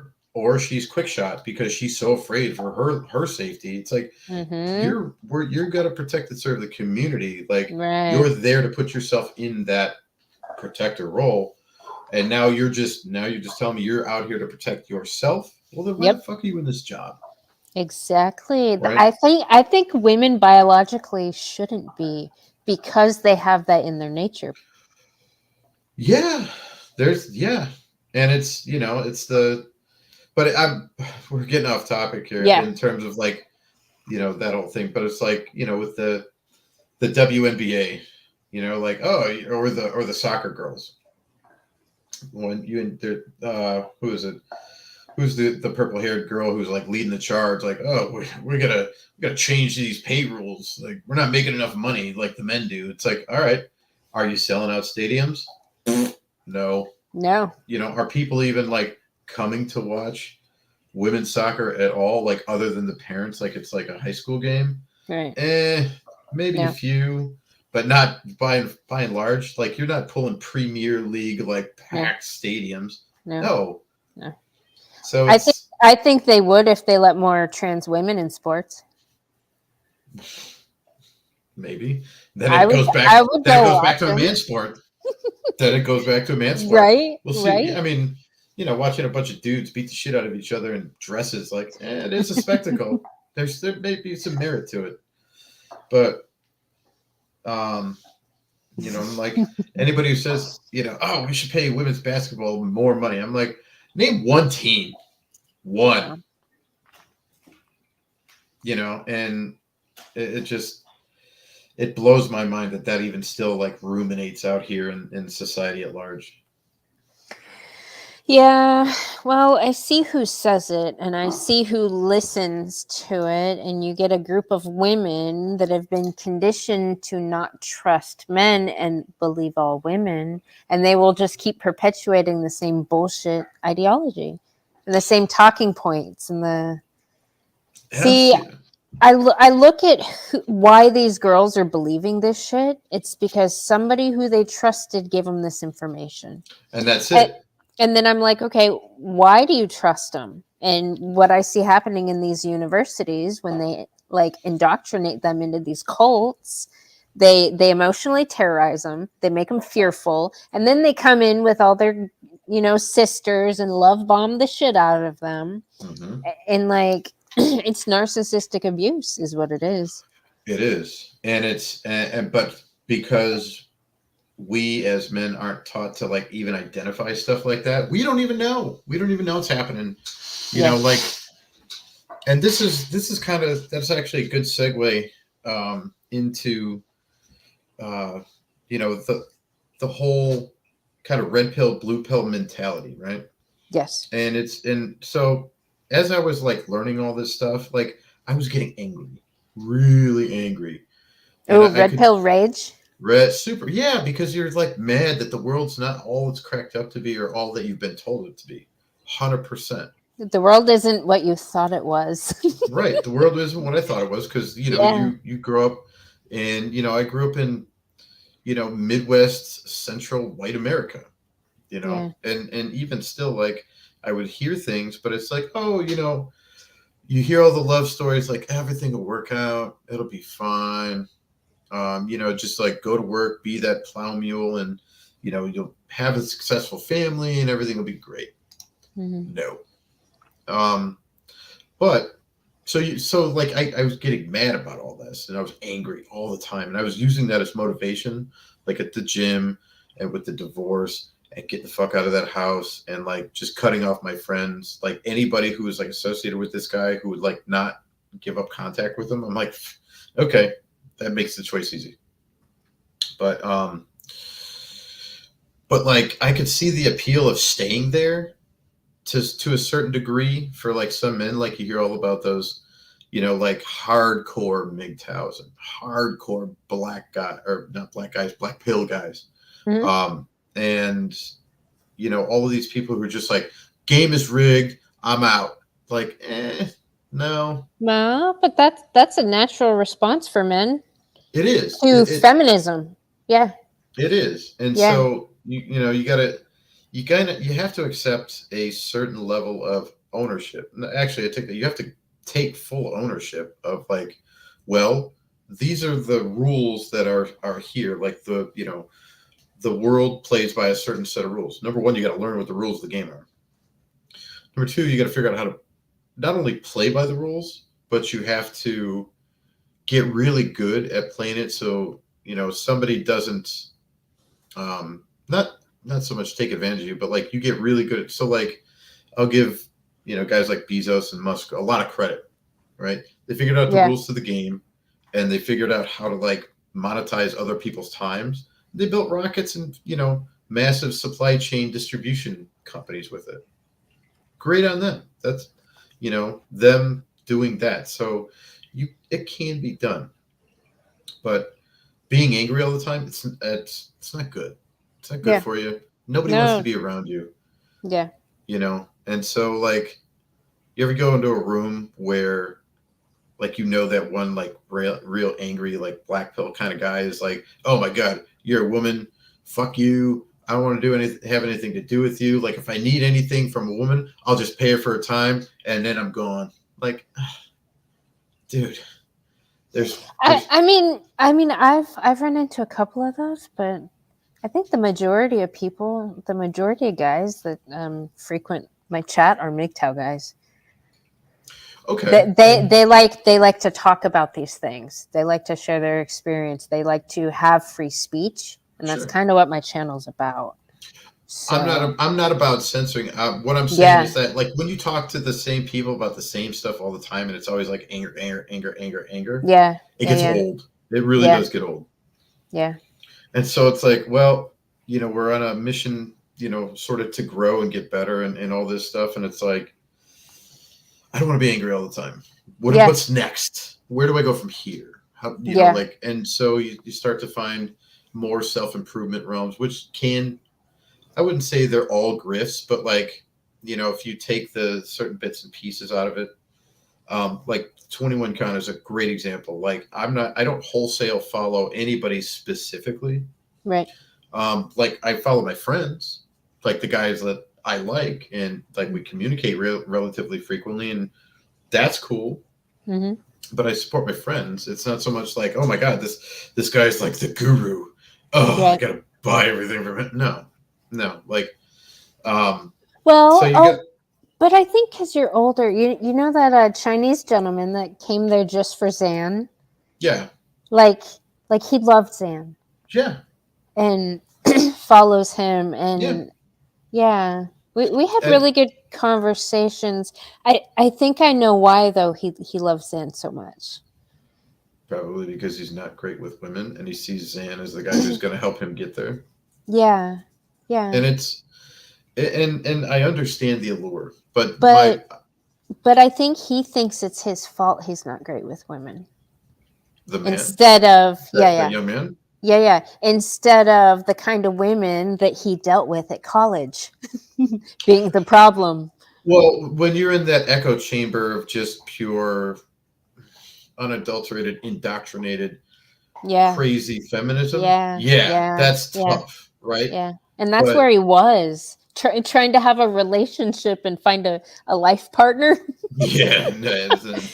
Yeah, yeah. No, he So was so sweet. You could tell he really doesn't like feminists at all. most people don't like feminists. Yeah. I'm come to find out, and it's not a biased statement in the terms of like I talk to quite a wide range of people, Yes. and it just seems like again feminism never really creates anything. It Mhm. just takes. Yes. It's like, It's a you know, they parasite. they want men, to like see the female superiority. Okay. Right. Okay, but Right. we still need men to do all of this. It's like, no, go on, Miss Independent. This Right. is all you. Oh, but we Yeah. need what was it? Yeah, like that the soccer girl. She's like, oh, we need men to buy these tickets. It's like, no, Right. have the women buy the tickets. Right. Oh, wait, men have the money. Oh, probably shouldn't shit Right. on them. So Exactly. That's what I never understood about the feminists when I realized what feminism was. it's so logical, so logical. Like if you Yeah. came at me with actual like facts and figures that like added up to what you're trying to say, Hmm. okay, you got my vote. Like I can see it. Yeah, it makes sense. But Yeah. none of it has any. It's got semi pseudo logical emotions, right? So it's like they make it sound like, well, all right. Perfect example is the uh, what is it? The voter ID cards right now. I'm not going to get overly political, but what I want to Oh, if point, you want, you can. well, I just want to point out that they're like, oh, well, since all of these underprivileged people can't get voter ID cards, it's racist to, check for people's IDs in, in Mm-mm. these ballot booths. And it's like, I No, have no, no, no, no, no, no, no. See, that's where I don't think anybody has it right. When they say it's racist, they're talking about themselves because they think these people can't get IDs. that's what I was trying to get to. It's like Yeah, I've never met uh, any person of color, black, yeah, yeah, yellow, none of that shit without an ID. Like yeah. nobody. Like I've met maybe grade schoolers who didn't have an ID, sure, Right? but Everybody else has an ID. I've yet to Yeah, be a self-sustained adult, an yeah, adult who hasn't gotten their ID and a bank account and insurance and all right. the adult shit. And Yeah, it just blows my mind that we're still subscribing to this. But it's like, okay, you can like in a feelings-based world, it's like, oh, the underprivileged people, they don't have access to a DMV. Oh, that makes my heart hurt so bad. Yeah. No. Bullshit. It's complete Yeah, bullshit. The it is. DMVs are crappy, but they're there. Yes. And they're They're only crappy. everywhere. Yeah. Oh, yeah. But they're only crappy because it's in a crappy neighborhood, and the neighborhood's only crappy because nobody fucking takes care of it. And nobody wants to take care of it because they know the shithead down the street is just going to rob that store or whatever, burn that building down anyway. So it's either going to be me getting mine or them getting theirs. Yeah. You know, Well, and they're full of women with degrees that work there and suck and hate it. right. And that's the other thing. They're there to get, their piece of the action or whatever. Yeah. But at no point did anybody ever think hey, maybe I should make some good decisions while I'm here. Yeah. Doesn't happen. Yeah. No, all these crazy bitches do that though. They blame their own degenerate behavior, their thoughts, their biases, their racism on other people. They just project it. It is very projected. Now, however, Yeah.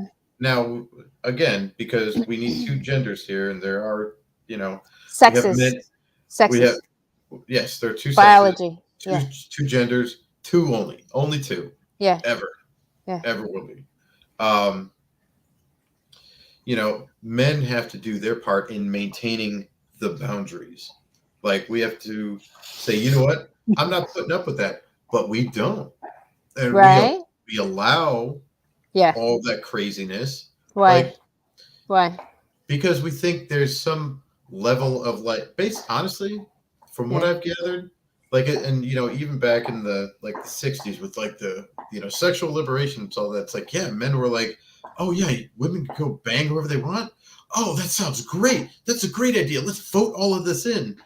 And then it's oh, wait a minute. They just don't want to bang you now because you're some fat slob who's in Congress. They want to bang the 20-year-old Chad, and now you've just unleashed the reins.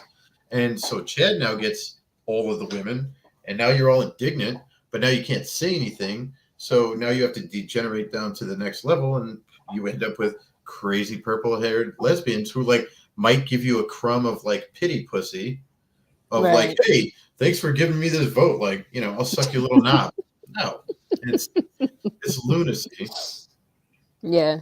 And it's unfortunate that we don't hold the line, and everybody just keeps pushing. But I think let me put on my tinfoil hat here. I think this is all by design. I really Of course you do, because you're a man. I'm a woman, and I'm looking at these crazy bitches get their way constantly, and I see a biological unfairness with our society. I don't think I think women have more power when it comes to persuading men to do something they don't want to do, and they use sex. They're, because of the sexual revolution and how everything's hypersexualized. Like that's a boundary that women should not be crossing unless it's with, but they use it to get what they want. Oh yeah. No, it happens all the time. Yeah. I think a woman's determination to have sex with a man is far outweighs a man's ability to resist it. Yeah, because we're wired to bang. We're wired to literally breed. Yeah. That's and you guys are visually stimulated. Mm-hmm. And there's tits and ass everywhere. It's all which kind of messes men up because it hypersexualizes them. So it's well, it's basically I could literally pull up my phone right now and find every genre of porn, and some of it's gonna turn me on, and I shut the corn cob for 30 seconds and then boom, I get what I want. Right. And then it's but I didn't have to put any work into it. It's lazy. Right. I didn't have to put myself out there, build up that courage. I didn't have to present myself in any sort of way. I didn't have to brush my teeth and comb my hair and take her out on a date and have stimulating conversation and hey, feel my six pack and look, I cut my toenails. I didn't have to put any work into it, and it's fucking lazy. And it's the same thing with the video games. Don't get me wrong. Don't get me wrong. I'm not completely shunning video games into a hole of degeneracy, but the fact that it's so prolific now and it takes the need for competition, Right. gang up a bunch of men online. They don't have to physically be good at anything. They just have to move their thumbs really, really fast and move their wrists really, really fast. Okay. And yes, is there a certain level of like fast timing to it? Sure. Mm-hmm. But you didn't have to like physically train for years to get really good at something and then go against another person who physically trained for years to Mm-hmm. like, so like a boxing, right? Like you need to be able to not only dole out the hits but dodge his hits. Like any sort of combat sport. Like, you know, you have to train forever to even get decently good at something. And then you Mm-hmm. go up against a guy who's been doing the same thing as you have for years and you find out who wins and who loses. Like, that's a whole process, Yeah. to get a new game and be like top shit within like a month. And then it's like, oh, I didn't really have to put in a whole lot of work. I just had to put in a lot of time. There's Right. difference between work and time. Right. So it's lazy and it's wiring us as men to kind of get that dopamine hit, get those wins, get those kills, get that KDR rate up, and get that, quick shuck. When we didn't have to put in any work. Yeah. Well, but I've seen.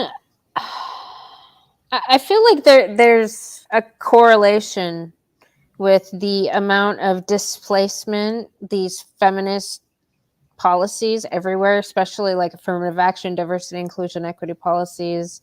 I mean, just to name a few, the increase of getting women into men's spaces and displacing the men, and then the increase in addiction, especially sex and porn addiction for men in video games. It's like you push men out of what they're supposed to be doing, and what do they do? What, like, you don't need them. But women don't need men, right? They're useless. I mean, we need you to do something and pay taxes so we can go take care of other people. But you do this, and what are men supposed to do? Especially with the mental health field being predominantly crazy bitch feminists that also abuse them when they go ask for help. Like, that's what I liked about the convention, and seeing the men helping each other and mentors and, models for people to look up to, I guess, in our society, and people that actually wanted to help. Because I see a lot of guys that I think don't really know what to do, and so they go online. Yeah, that's Yeah. so. For let's kind of scroll back for a minute, or like Yeah. kind of space out to a 30,000-foot view. Yeah. For things to really get better at Yeah. any level, Mm-hmm. there has to be more of a universal acceptance that things are shitty, and that there has to be sort of a general agreement of a path forward. But because Right. that's so skewed, everybody's kind of out for themselves. Okay. Right. But nobody sees, and I think this is why there's so much division being sown throughout. Let's call it just American society today. Like, they're pitting Democrats against Republicans. They're pitting men against women. They're pitting, blacks against whites, cops against non-police. All of these. Hold on. They is feminists. Almost. They when I see them pitting people against each other, I see women, crazy bitch women, ideologically infected women doing it. Okay. Who's paying for all that? Whoever they can suck resources out of. No. It's the other way around. See, I know you want to blame men. No, I'm not blaming men in general. I'm blaming like a select group of Uh-huh. people who want to see their agenda brought to light, and Women, feminists. feminists are the pawns here. See, and they've convinced you of that though, and that's not You got to look true. at the higher level, right? Yeah, So yeah, all yeah. okay, who pays all of these feminists? More feminists? No, No, because they don't men. pay Yeah, feminists to like go into these fields and indoctrinate the kids. Well, yeah. who pays the men? Who pays the men? hmm Who pays the men? The men that are up higher behind the doors, like, the ones who want to see these agendas enacted so they can be the ruling class, they can be the permanent elite, and the rest of us plebs don't get, we get just enough to survive, but they extract the value out of us. And there's a lot more to this, but ultimately they extract the value out of us, every living person. And the only way to do that is to pit the men against the women. And how do they do that? Is you see it with the same. You saw it with BLM. All right, the Mm-hmm. peaceful riots. Well, BLM. Have you ever known like a group of people who are all on welfare to like go and organize and do really anything? No. Women. Let's shelf that for a second. There were professional rioters within that BLM front. Mm-hmm. The professional rioters were paid by feminists, Mm-hmm. and the feminists were given the money Mm-hmm. by the people in the back. The people like Okay, who? The people in the back. guys like Klaus Schwab from the World Yeah. Economic Forum, guys like the Rothschild family, the Mm-hmm. Clinton Foundation, the Gates Foundation, the Gates people, uh, So Soros. the Gates people, Melinda is a feminist, so she drives that bus. Bill Gates owns more farmland in the United States than any other farmer. That doesn't seem strange to you? So he and as a feminist, she divorced her husband, Mm-hmm. right? Yeah. So the point is, there's more to it than just what we. So the path forward is we have to agree that that's a bad thing. We have to Yes. agree to that. That's a bad thing. We got Yeah. to do something else. But Yeah. because we're so divided, Yeah. even if we do agree, you're not going to agree with me because I'm on the opposite side of the fence. So we all have to have a common enemy. You see this with Trump all the time. Yeah. Everybody loves to shit on Trump, Yeah. but it's only because everybody's been told that he's a bad guy and they see him as a common enemy, and he's Yeah. more of an idea rather than a person, right? He's the idea that like, oh my God, I don't want to be subjugated by a man like that. You talk to a bunch of women, and he's a man's man. That's attractive. They won't admit to it because then they're like, oh, they'll be slut shamed. But ultimately, people don't want to, be shamed in their circle of friends and whatever. But Right. he, Right. like that, the idea of what he brings to the table, he's sort of a rogue agent that nobody saw coming. Mm. And so like it was like, hey, we have other options. Oh, we can't have that. We got to shut that down. And so they spent like 4 years demonizing dude. He couldn't even do his job. Oh, I know. I know. I watched just out of my clients. I watched the mental health of a lot of my clients that work up at the university. I watched that decline. That they were pretty elated before they realized Hillary lost, and then they started going downhill, man. Right. And don't get Like, me wrong. I'm not standing up for Trump. I think the dude has his own demons. I think he's actually, a piece of shit on certain levels too. You know, I think he is. see, I loved Trump. He's the only president I've ever actually paid attention to because I heard a few of his press conferences, like when he first won and went over to Saudi Arabia and got all the fucking Islam folks together and was like, "Hey guys, okay, quit fucking around over here.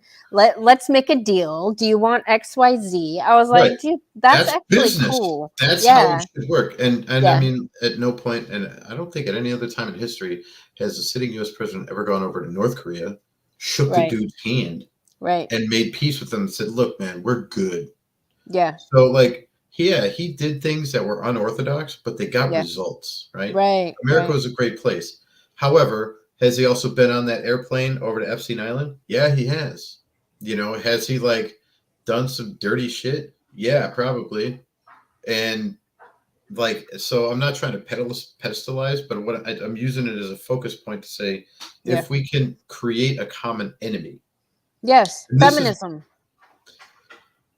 you have to create a common enemy that feminists are willing to go after. Feminism or feminists against feminism, not going to happen.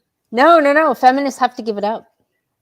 They have to give it up, but we have to show them the better way. Yeah, it's the crazy bitch boot camp. This is your only option to get deprogrammed so you don't get held accountable for your crimes against humanity that has resulted in the slaughtering and death of millions upon millions upon millions in like 167 countries. Like their body count right now, death You're talking count, it abortions? no, no, no. I'm just talking about because feminism is responsible for, yeah, abortions, responsible for suicide, responsible about people for people drinking and drugging themselves to death, Yep. responsible for the incompetence in the medical field. Because guess what? That is the leading cause of death in our country. But you have to put a face to it. It's not real until it has Yeah, a face. And so, okay, maybe the ideal is feminism, yeah, or the goal is the eradication of these yes, feminists. yeah. However, there Hmm. needs to be Hmm. somebody to hold accountable. Like that's how it works in people's minds. Like Oh yeah, I need somebody to punish. oh yeah. So Every gender studies professor, every woman studies professor, it has to be on a every profound level. oh So yeah. Oh, it's a I'm lot. talking like global level. So this is where the people need to understand, like, Hmm. if all of this needs to go away, somebody Hmm. needs to be proven to be at fault, because Yes. then you can say, well, the path he followed is not the right way. Hmm. Here's a better way. Maybe not the best for you per se, but it's way better than what you're doing. Yeah. So I think that those people that I named off, they need to be found out, so that way everybody can say they're the enemy now, Yep. and what they do and what they follow is the enemy. Hmm. Don't do that. Yes. But by having all of this or disorientation and having all of this um, division Hmm. being sown throughout, the human population, Hmm. we're never going to get anywhere.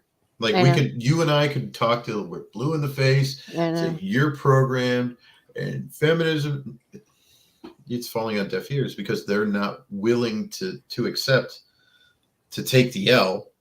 Yeah. Right. But because we're all selfish in that, right? But even further than that, nobody's willing. They don't want to change their way of thinking, Hmm. or most people aren't receptive to like changing their mental models Hmm. unless they see a better way. And this Hmm. is where, like, the feminists, they're kind of getting what they want right now. Oh Why would yeah. they want to change? Well, They're that's why not. they all need to be fired. Okay, but you Because got to fire them all then. anybody with a gender studies degree Mm-hmm. or any of that bullshit needs to be Okay, fired. Yeah. then fire them all. Yeah. Cool. Yeah. Who's gonna do that?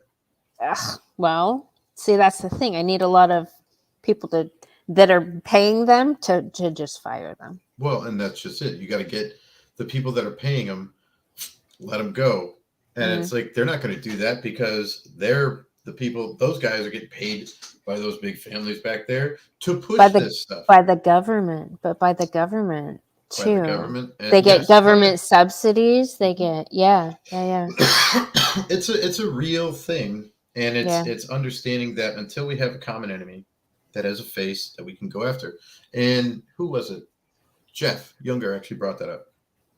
You Yeah. know, like certain organizations, like these movements of like this feminist movement and BLM, totally discredited because those pieces of shit, did the house thing, right? Easy target. Like, hey, Yeah. we gave you all this money out of the goodness of our hearts, and you went and bought a mansion in, white neighborhood with it.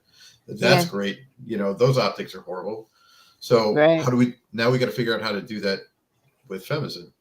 Right. Feminism, excuse me. And so, Yeah. like, because there's no face to it yet. Oh, well, there's tons of faces. No, but there's not like the leader. There's not like a central group. I know. I found it. I found the central group. Who? It's the Women's Declaration International group. Okay. Yeah, they're the center of all And of this. they may be, but I need to There. see a chain of command or a chain of evidence to show me that that they are that center. Yeah. So that's the thing. If you can make that compelling argument, Yeah. and you can put them as the face of it, Yep. then it becomes more real. Then it becomes Yeah. more of a target rather than this ethereal segue in somebody's head. They're like, I just want to get on with my life. It's like, no, we have to draw the lines now. Yeah. The time for like wishy-washiness, over. Yeah. Done. So yeah. Yeah. Yeah, they're doing a bunch of resurrecting the old feminists because these are your most radical lesbians, right? And they also have a book publishing. They're trying to publish as many damn books as they can right now, and they're digging up old feminist dogma. And I mean, just listening to them praise the super radical lesbians of the past, even in the late 1700s, and saying just how amazing they were, and these women really wanted to get rid of men, Like and Gloria Steinem and all that. oh no, these are some radical lesbians that aren't well known in history, but they were still part of the movement. Okay. Yeah, that's why everybody's like, oh, the first wave was great, second wave was good. It was only the third wave where we start seeing problems. I'm like, no. These radical man-hating lesbians that wanted to kill all men have been present in every fucking wave. Every single one of them saying the same thing. They've been attached to this whole thing this whole time. And they're just So, doing it still. well, but that's the thing. Those are lagging effects. Those are lagging indicators. We only got third wave feminism because there was a first. Mm. And again, the logic can be applied of, like, okay, you want to vote, you want to have a say in your political arena. Okay. But how we got to understand how that devolved into now I want to go burn my bra and fuck everybody. Right. Well, it's a slippery slope, right? You start taking away women's responsibilities and giving them unearned shit. Mm-hmm. That's what happens. Right. That's what the 19th was all about, is unearned say in some shit that they shouldn't have been in the first place. Well, and why did it used to be that only men who own property, right, had a say, because responsible men. if you get down to the brass tacks of the whole thing, it's like, I'm responsible for my little piece of land here. I want to have a say in what happens with my government. And that's how it was applied way back in the day. But now it's just like, oh, well, we want to have a say just because we want to have a say. And it's like, well, yeah, you were helping the farmstead, but at no point are you like, and you have to live by the same rules, but we all have to live by the same rules. So like, how is it going to get any better when you have a say, but you haven't had to like do the work? And the best part about it is, women used to have to work on the farms quite a bit Mhm. in the old days, and like, I like how they demonize like the 1950s stereotypical housewife, right? Mhm. That's a great example of a common enemy. Like they all see that as like a bad thing. Like all these women who had to stay home and cater to their men, be subjugated. Right. Right. Well, Right. it's like that was a luxury. You had to work on the farm. You Mhm. had to do all the hard shit at the home, Mhm. and men still had to go out and make the money. So once it got to that point, that was actually pretty good. Like you didn't have to go work. You just had to Right. make sure, like, the house was clean, dinner was cooked, whatever. Like, just like we have to make sure all our reports are in every month. Like, it's all work, but it's all relative. Right. But understanding that it's that was a luxury to be able to stay home. That was what most women wanted back in the 20s and 30s. Like I want, like what we see in like the Great Gatsby shit. That wasn't everybody. That was a fraction of a sliver of a fraction of the population. Right. Like this, it gets all glorified and way out of context. Just like everybody's like, well, most of the world's wealth is held by like 200 men. Yeah, take them out of the equation. That is a complete those are exceptions. They're not the rule. The rest of us, 99%, we're working 9 to 5, doing what we got to do to live. Right. Like, yeah, there are those people who rise through the ranks and get really rich and do all that stuff. Yeah, they're willing to put in the work. Most Mhm. motherfuckers are not. Right. I even get lazy in some occasions too. Like, it's not like I'm not this amazing, anything, and I get lazy and I screw off sometimes too, but it's like at least I see what I have to do and do it most of the time. I'm not drinking every day, I'm not eating shit all the time. I go work out, focusing on the money. Yeah, it's a lot of work all the time, but that's Yeah. what we're designed for. Yeah. That's true. Now all of us have to worry about cooking the meals and keeping the house clean. Yeah. Not just how the women. how did we end up better now? Yeah. Right. I could go out and really kill it in my job, bring in the extra money, and then, my woman could stay at home, make sure the house is good to go. And when I come home, I'm not asking for a foot rub. I'm not asking for like daily subservience, but it's like, hey, your job is to make sure the shit's clean, Mhm. have the food ready, and then we come together. Mhm. It actually works really well. And I find most women who are in those positions actually uh, are fulfilled because that's their biological imperative. Right. Right. The whole nesting thing. Yeah. I'm glad the guys in the chat stopped. I don't know what we have a new person in here I haven't I seen do before. I do want to Ayo, address what the fuck? two chats, if I Yeah, may. which one? Which one? It was one about somebody, I don't remember the names, but some dude was saying something about a dude with a big fat belly on some bitch's back, like, getting ass. Yeah, totally. That does happen for sure. Like, it's not at no point is it a hard and fast rule. Like, I you have to talk in generalities to understand the underlying motives. But yeah, there are fat dudes getting laid all the time, 100%.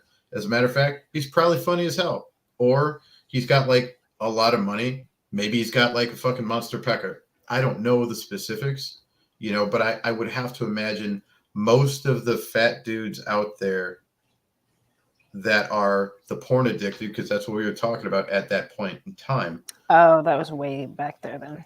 Okay, yeah, the most of those guys are not, but yeah, are there fat guys that get laid on? Yeah, of course, of course. So yeah, and then the other one was the Trump Epstein Island thing.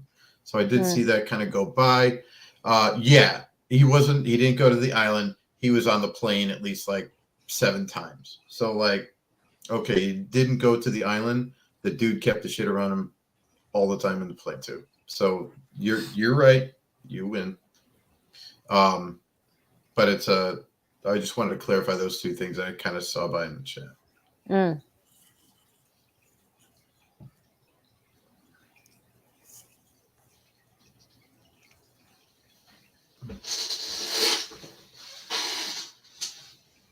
So what was your favorite part of the convention?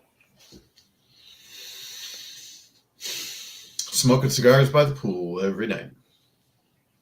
So I brought as part of a thank you to Arthur, as well as to some of the other guys. I brought a box of cigars with me, and then the other gentleman that I was with, we brought a few bottles of liquor. And anytime you get to an event like that, actually, I just got done doing a large trade show for the industry that I'm in, and it was the same thing. The people that you generally have a lot of things in common with, and you kind of congregate with, and if they're the ones who are making some decisions, it's those after hours events where the guard is down, you're not really worried about the work stuff or like the overall convention, but you're able to kind of let loose a little bit and show your real self for a little while. You're not that polished camera ready type of person, or work ready type of person. You get a real good feel of what people are all about. And those are the times where you get to like just have those spontaneous conversations. You and I had one of those. That's kind of what led me to, continue our talks, is that we had a spontaneous conversation that lasted, until 5 a.m. Right? Yeah. And it was, we were, yeah. And we got a good feel for what we're all about, and it's like, I see eye to eye with her on most things. So like, yeah, I can. So so as far as the favorite part of the convention, that was it. But as far as like my favorite talk, I call me biased, don't care. I do believe it was Arthur's. And a close second was Jeff Younger. Yeah. Just because those guys they're not just talking the talk, they're doing the thing, right? Yeah. They are, Arthur's creating amazing art. He's trying to bring masculinity back into the culture, via art, as well as the rest of the Genesis Council. Yeah. And Jeff is like showing men like, yeah, here's how scary things are. That dude is brilliant. He's fucking brilliant. Yeah, actually, I went and had dinner with Jeff one night, and we went to a Indian restaurant. Okay. And we got to talk about a lot of these things, and that man is he's brilliant on so many levels, and so to hear him still be a dad, right? To hear him say, "I'm going to defy you and everything that you told me to do," right? And oh, by the way, like here's what I'm doing, right? Like these guys are doing the shit that needs to be done. Yeah, and I respect that. And I'm not to say that other men are not, at least in the convention, but it seems like they're creating action that is understandable from a very basic level. There's no concepts at play. It's just they're doing what they got to do. Yeah, and to see that play out is it's pretty cool. It's pretty cool to watch. And so those were my two favorite. Yeah. Okay. So this is the article you sent me. Yeah. So this is on Gab News. Yep. But it's a reprint of Arthur's Substack article. Okay. Mm-hmm. And ultimately, it's it's showing him sort of the basis behind the Blood and Fire project. If you want to play it, go ahead. It's actually it was produced by a fellow Genesis Council member, Robert Cathern, and that dude has like he's great with voice. Like if you want to like have somebody read a book for Audible that's not shit, call that guy. He's got like a fantastic reading voice. Hmm. because I'll listen to him on certain podcasts. So, or Yeah. he has his own podcast, and it would be something that could be definitely entertained. But yeah, Huh. Arthur. but it kind of goes through the whole breakdown of bringing masculine ideals Yeah. through art, and it's a great segue to today's culture, because if you look at Arthur's stuff, right? Dude, Arthur has a channel. I didn't know he had a YouTube channel. hmm If you look at Okay. Arthur's stuff, Yeah. um, he has the classical figures. He Hmm. has, like, it's not like garbage that is thrown up on um, like we always laugh about the banana that's duct taped to the wall. Like, you don't have to be told that this looks good. It looks great. It's gorgeous. It's a matter Right. of like, you don't have to. You can look at it and say, that's talent. That took skill. You are a Right. master of your craft. There's no Right. question. I don't Right. have to mentally masturbate over something like, oh, and be told why this is so, um, why this is so good. It's like, if I don't have to be convinced of why this is a good piece of art, and I just Hmm. feel it and I know it, that's a Yeah. good piece of art, Right. no matter what it is. Could be a book, um, you know, could be a written poem. It could be a sculpture. It could be a painting, whatever. You could tell when it's good. And when you look at other stuff, he's got the classical characters. You know exactly what you're looking at, but it's in Hmm. his style, and I love his style. I think Yeah. I literally think it fits today's generation well. Hmm. Hmm. So, and again, because I'm not this public figure or anything like that. Right. I can support him by being that support staff, like, helping him out with the show, or Yeah. buying his art. This isn't the only piece that I have. I have a print of his of the Apex painting he did, and I think it's uh, I think it's fantastic because it's got a lot of historical men. Like, not all of them are great men, but they were all strong men. Yeah. hmm Yeah. Let's play this Blood and Fire video, and I get a pee too, so we can take a potty break. Okay. Okay.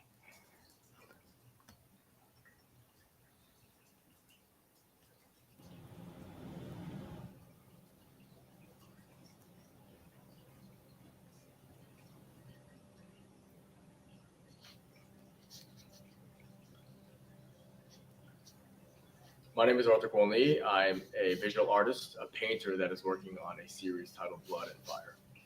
Masculinity has plummeted, and in its wake, all aesthetic standards and cultural standards have also plummeted. The Blood and Fire project is a mission oriented art series dedicated to revitalizing masculine aesthetics in a positive light. In the absence of masculinity is where you have men who abuse their partners in their progeny, men who are disloyal, men who will betray those who are in the trenches with them when it comes to war. The men who have masculinity are the ones who are benevolent, wholesome, protective. Why am I painting figures from the past? There are patterns here. If you're lost in a forest and you see a path that is created with 1,000 footsteps, that is probably a safe way out. I'm trying to depict all of these figures in our past who represent sort of something superheroic almost, but show them with modern color combinations, utilization of different mark making that's available today, new painting materiality. I believe that, strangely enough, the answers to the future will be by us looking to the past.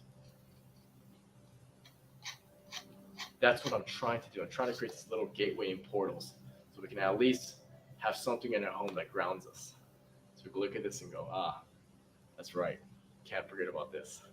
So, blood not only represents the suffering and sacrifice associated with becoming an incredible man, but it also represents your family, your bloodline. Fire not only represents the dynamic forces behind creation and destruction, but it is also a representation of the light that is passed down to the next generation. Men need someone to show them. Men need an ideal. We need to have something we can romanticize about and become and walk towards that light. You need to be able to put yourself through pain to build yourself as a man. These men carried their masculinity with nobility. That same spirit, it applies to, this whole notion that it's better to be a warrior in a garden than a gardener in a battlefield. Well, let me tell you, that is not only physical, that is also in the intellectual space. That is also when it comes to large scale social dynamics. If you want to be a leader and an influencer, we need to focus on harnessing our masculinity into either our arts or some sort of discipline, whether that means fine arts through the brush or sculpting marble, whether that means through the pen, writing literature or poetry, whether that means picking up the camera, producing films, whether that means going on the mat and appreciating the movement arts, martial arts, or dancing. Whatever you call it, it is incredibly important to understand that masculinity and the spirit of masculinity needs to come back into the arts today. The art world is inaccessible to most people. They want you to feel like it's pretentious. It's not my scene. I don't understand it. It's abstract art. It's beyond my reach. Art is for anyone. Art is for anyone to appreciate and to distill these values. So I want young men to look at these works and say, man, I got a fire in my belly to take over the world. And I want the old men to look at these works and say, this is a way. Blood and fire are not just badass notions, but cultural necessities. And beauty is a masculine responsibility. Works are randomly selected, and you're forced to learn about a new figure that stood up for what's right or channeled your masculine energies towards a discipline. The works are 11 by 14. The small scale, in contrast to my usual larger scale, forces the audience to get close to appreciate the details and intricacies. You have to learn something new.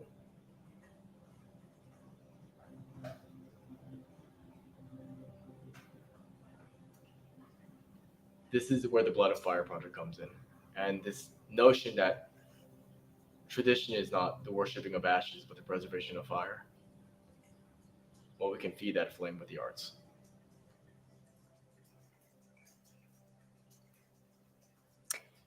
See, oops, pause. That's something that Zan was really he's kind of mulling over because during some of his stuff, he was saying how like beauty's gone, beauty's been missing. I know Tony, like Zan.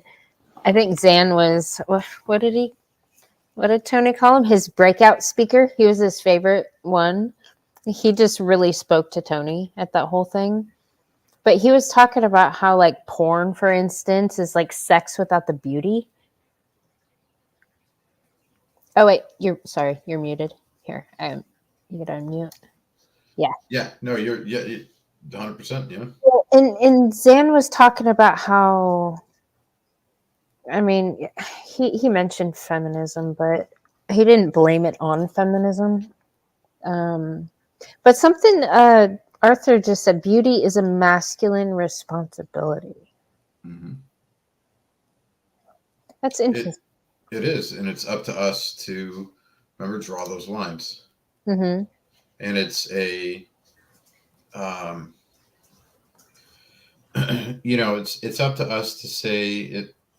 This is beautiful. I mean, you can tell. It doesn't take. You don't have to bind or bend your mind around a concept to know that it's gorgeous to look at, and it moves, it stirs something in you. Right. So, we had that as a civilization. We had that for a long time. Yeah. History has not always been pretty. Yeah. But it has produced some amazing work. It has produced a lot of, I think great stories and allegories that men can and women can draw from. Hmm. But we've sort of lost, and Zan's right, Arthur's right. We've sort of lost that path because we've gone down this just hole of degeneracy Hmm. that and sort of having that objective clarity of what is beautiful, what Right. is what is good, and that's kind of why the culture has slipped down into the pit that it has. Hmm. And so Arthur's at least doing something to, it may be a Sisyphean effort, but we won't know. Right. We never do. But he's trying, he's doing it. Yeah. And so you can't help, you cannot knock the guy. That's one thing you can't Oh do. no, I love talking to him. I can't wait. He said But he would come here and have a conversation. yeah, you Yeah. should. Yeah, because his whole take on propaganda and how the feminists have subverted society through the arts, and Right. he gives a breakdown of all sorts of stuff, and I was just like, He I gives never a thought breakdown about of that. he gives a breakdown of exactly what went down, Yeah, during that time period. But if you can take the further lessons of it, and it's like, well, let's see how that's gone down in the last 5 years. yeah, Sure as shit, those things are all the same. They're yeah, all the indicators are there. Now it's just a matter of what are we going to do about it? right. This is why America was so successful in the in World War II, because Mhm. we had that common enemy. We Right, had that guy that we had to go after, the bad guy. We had right, those bad, and once you put a face to it, it's. But then you attach that ideal to that face. It goes part and parcel. yeah, So it is absolutely necessary. So yeah, we can identify that. Yeah, the objective clarity of like our world, the culture has sort of really gotten screwy, hmm, but we don't have anybody to assign to that head honcho position of being the main piece of crap. And that's what I think is lacking yeah. to create a unity to the forward momentum that's necessary. Yeah. Well, and for you men, you got to have a manly face in order to be like, okay, that's the enemy. Because men, I think, naturally want to hold men accountable for what's happening right now, Yep. even though it's women. I mean, as men, what do you do when you're like, okay, let's just do a thought experiment. These radical lesbian feminists in this organization are the fundamental driving force for all this toxicity. What do men do about that besides just fire them? Right. And that's just it. It's like, well, we can't kill them. Right. Men don't even want to hurt women. Like No. really, they have to be like pushed to a serious point for that to even be a thing. Right. And But so it's like, that's not the feminist narrative. The feminist narrative is that you guys are that violent towards women all the time, mhm. and you need to be subdued to not be. Right. Right. And that's the thing. We need to be subdued so it never happens again. Well, I'm sorry, but yeah, Right. there's some piece of crap men out there too, and it's gonna happen. What do Hmm. we do to make sure it happens less? This is the hard part. Hmm. Actually, like, have fathers in the homes, Hmm. have good role models in their lives. Make sure that they know it's like, hey, you know what? If you become a good man, like these examples right here, Hmm. there's a high likelihood you're going to be just fine, and any woman around you is going to be perfectly safe. But Yeah. if you don't have those, and you have opportunistic people in your Hmm. sphere of influence, men or women, generally you're going to end up, seeing, let's say, women as, the objects per se and only property. So they get treated as such by these people. Hmm. Um, and so, but when you lack that figure in the home, and you don't have that good role model, it's very easy to go down that very. I mean, we all know the statistics, but it's very easy to become that type of degenerate that um, is turns out to be that piece of crap. Who create the problems in the world rather Yeah. than fixes anything. Yeah. Well, I don't see enough women holding women accountable. No, because I women mean, will support you. Your own sisterhood. Like time and time again, you see like women who are behaving badly in one way, shape, or another, and they're like, "You go, girl, power to you," all that, and they'd rather support the woman, even though she's doing something bad, than yeah, call her out because it's the sisterhood thing. right. It's ingrained. It's Hmm. it's a I think evolutionary biologists call it like the war bride syndrome. When women were herded up after a town got raided, the only way they were going to survive is by supporting each other under Mm, the rule of this, person who raided these cottages or these towns, and so they had to support each other, and it's just sort of been the way of the world forever. So it's not something you're going to get around. right. It's not something you have to address it, but it's not something that you are going to fix. It doesn't need to be fixed. It just needs to be known. Yeah, exactly. You deserve to be a happy girl. Sure. Okay. And See the happy thing. what have you done to ensure that happens? Right. See, for me, I have to work my ass off and build my life. Right. For her, there's a high probability, as long as she's not like bucktooth ugly, she can marry into a good life and be taken care of. And that's okay. Yeah. That's kind of how it works. But if she's completely obese or she has all kinds of like mental health issues that she's self-diagnosed to herself, or she's got like, a bunch of kids from random dudes, like Bastard factories. none of that is attractive to the No. men who are willing to to be that provider. At least the high level providers that are the guys. um See, yeah, I've been online almost 2 years, going around all these places and trying to find, I guess, women who think the way I do, mhm. that are courageous enough to actually come up and have an honest discussion without all the bullshit, without all the games, without all the lies. And I've met three. Yeah. 3 out of hundreds upon hundreds that I've come in contact with. It's now more so, how can we shame each other into compliance? But compliance into what? Exactly. If you're a That's feminist, it's complying and going along with the feminist narrative. Yeah, but if you're complying with, let's say, the neo trad cons, it's oh, I'm going to shame you, and we're going to go back to good old slut shaming, and I'm going to shame you into being this puritanical girl, even though we know you're not.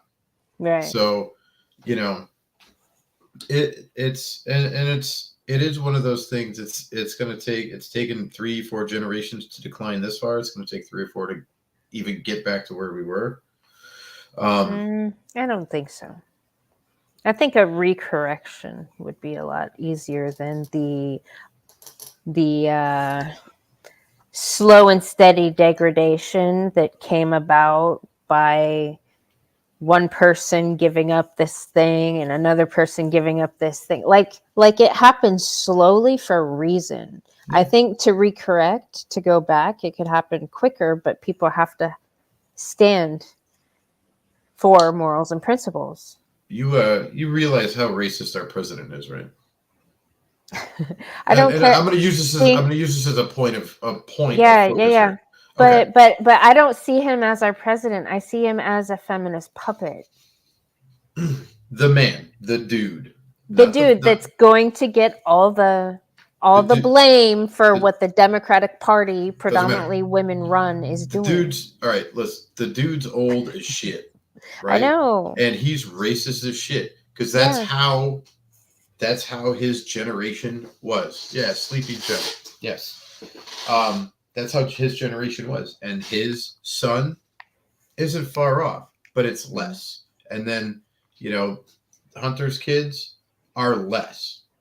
They're not by any means not racist, but the thing is, it's a slow progression. So when you say we got to get people to think this way, sure, okay, but then you got to get them to teach their kids to think that way plus one, and then their kids have to think this way plus one, and it's not a quick overnight type of thing. Like, I know we live in the Amazon era, it doesn't work that way. Yeah, It's yeah. a slow generational crawl when it comes to mindsets like that. And because now I will say this, the one trump card that we do have in all of that is that most of the feminists and most of those crazy bitches, definitely a high percentage of all the trannies, they're not reproducing.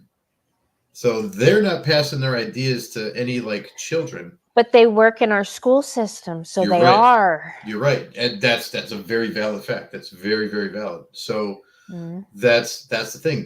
They're not reproducing, so they don't have any kids to pass off their ideas to. So they have to do it to our kids. Mm-hmm. And this is the insidious part about it, is that it's under the guise of like public education, which you want to be educated enough. You want to be educated like to go get that good job, because we got sold the bill of goods that working in dirty jobs is not good Right. enough. It's actually one of the most honorable things you can do.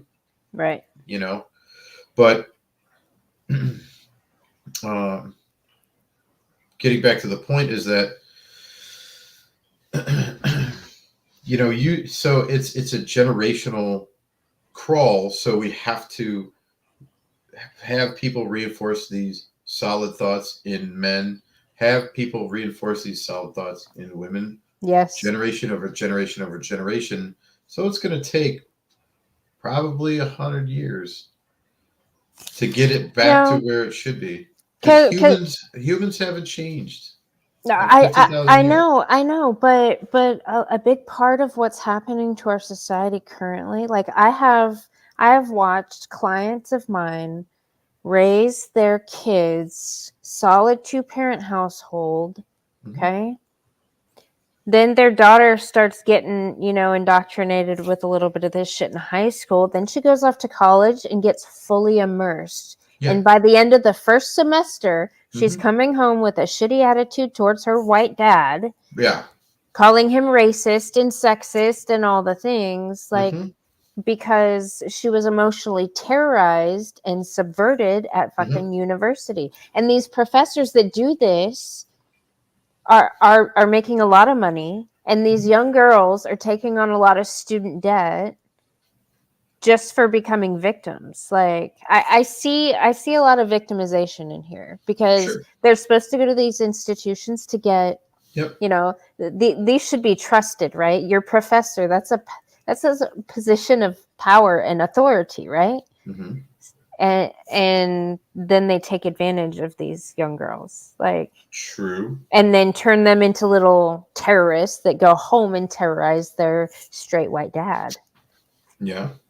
So that happens quick. It can unhappen just as quick, though. It can.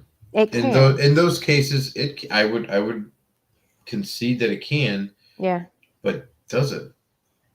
And I see a slow. So it's taken us, let's call it the internet age, right? So from 1999 till now, right?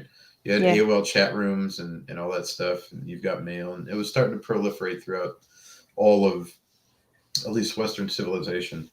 Back in the 90s, where we didn't have cell phones, we didn't have access to all of these information sources, good, bad, or indifferent.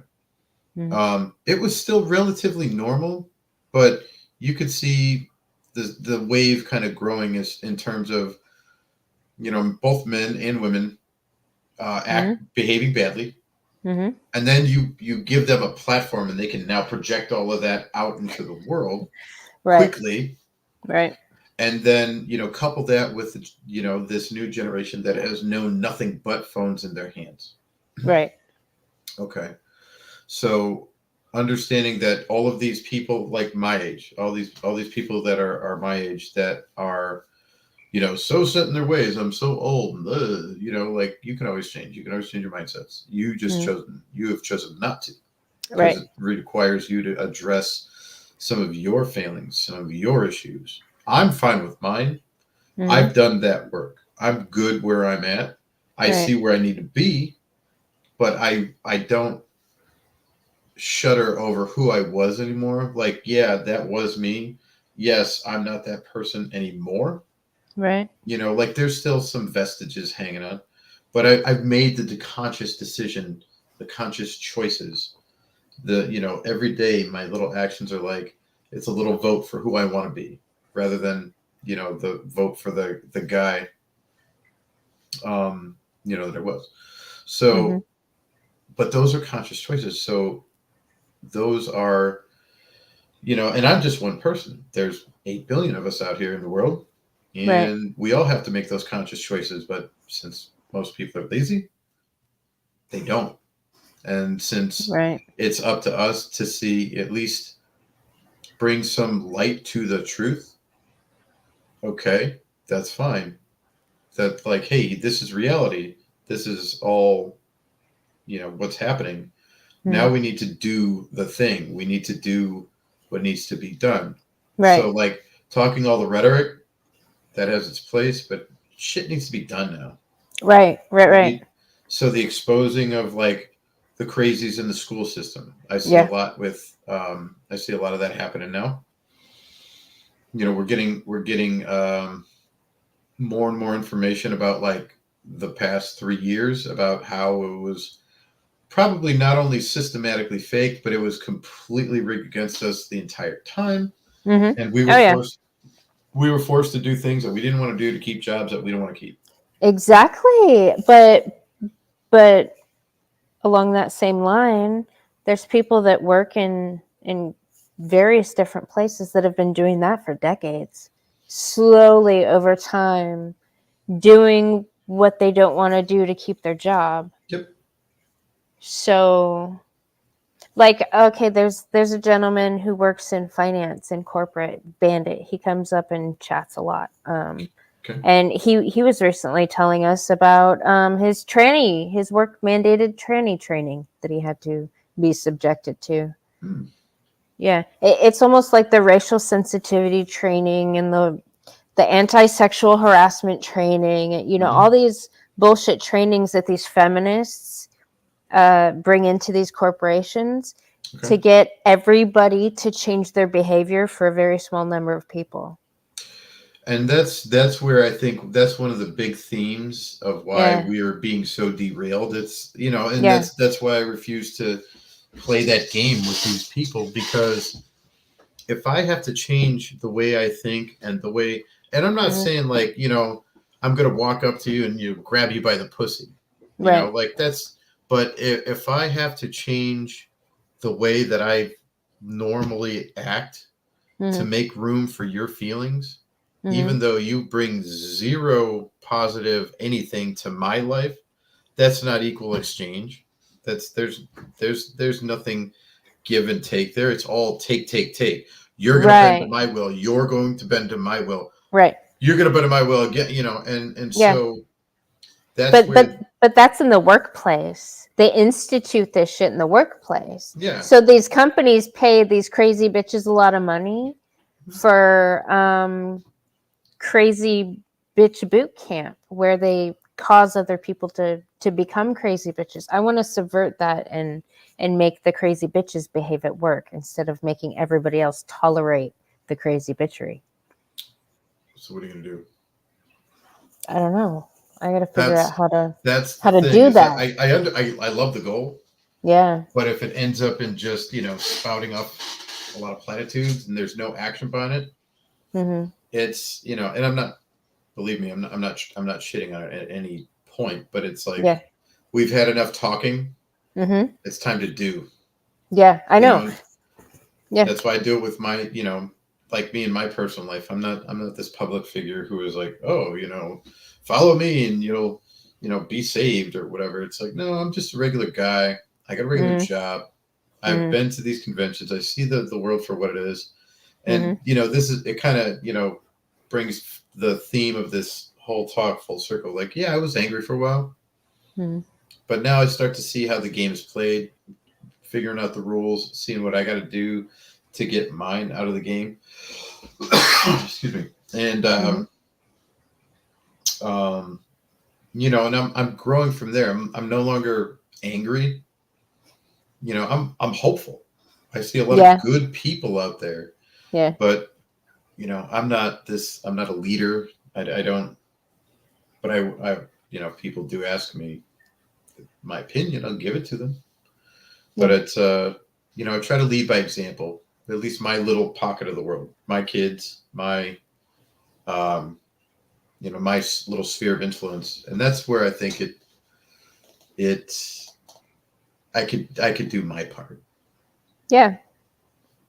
So Definitely. to go back to what, if you have these grand plans, Yeah. figure out what needs to be done and do I it. know. I know. That's what I'm trying to. That's why I keep asking people, like, because I've been looking at where these things started, like some random crazy feminist bitch started a feminist studies department in California in the 60s, and it just kind of caught on fire from there. Then more and more and more keep coming up. And I mean,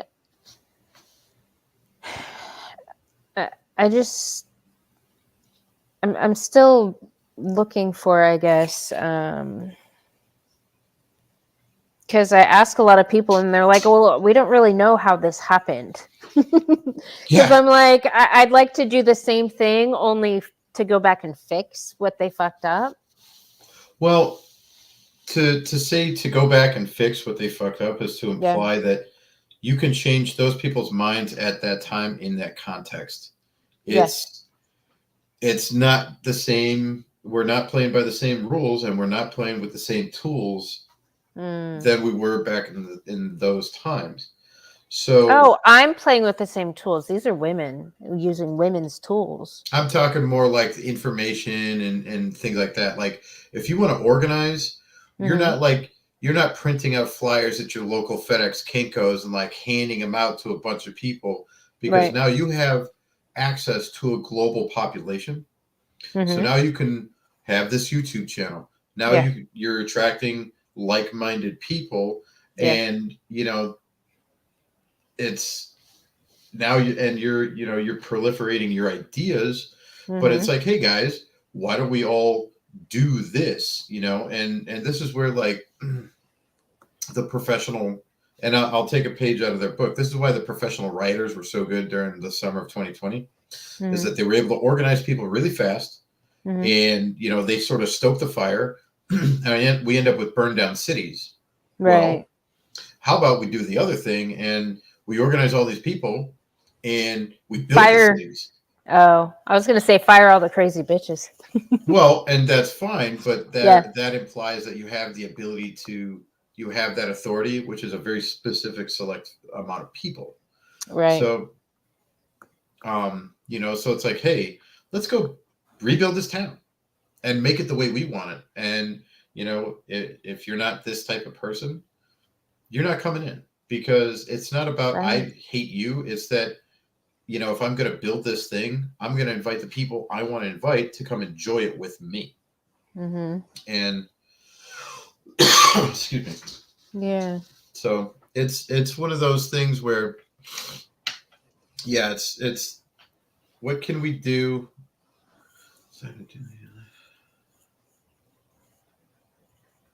Yeah, and then that's the other thing. People are very, um, we got all these keyboard warriors who are like super tough behind a keyboard. Oh yeah. Yeah, go do some shit, like some hard shit. Let's Yeah. and I see a lot of these guys who are showing their wins. And here's the difference: you see a lot of these people out here like on social media and they're showing their legitimate wins. Like, dude, I just spent like 8 months hustling and now we got the car of my dreams. That's great. That's a win. You put in the work, you get the reward. The other side is, well, he's got, so like, the Lambo thing, he's got a Lambo, so I deserve a Lambo. Well, it's like, what have you done to earn it? Nothing. Nada. So shut your mouth and get to work. Yeah.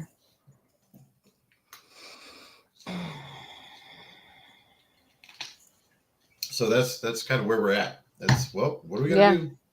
Yeah. And it's who's it? Real talk. It's you're right. Grassroots boots on the ground can't be stopped. Yeah. Nobody's gonna as long as it's decentralized and there's not a political figure at the head of it that could be discredited, you're absolutely right. But if there's a leader per se, and this leader has any skeletons in their closet, that movement goes down with the leader. You got it, so it has to be decentralized.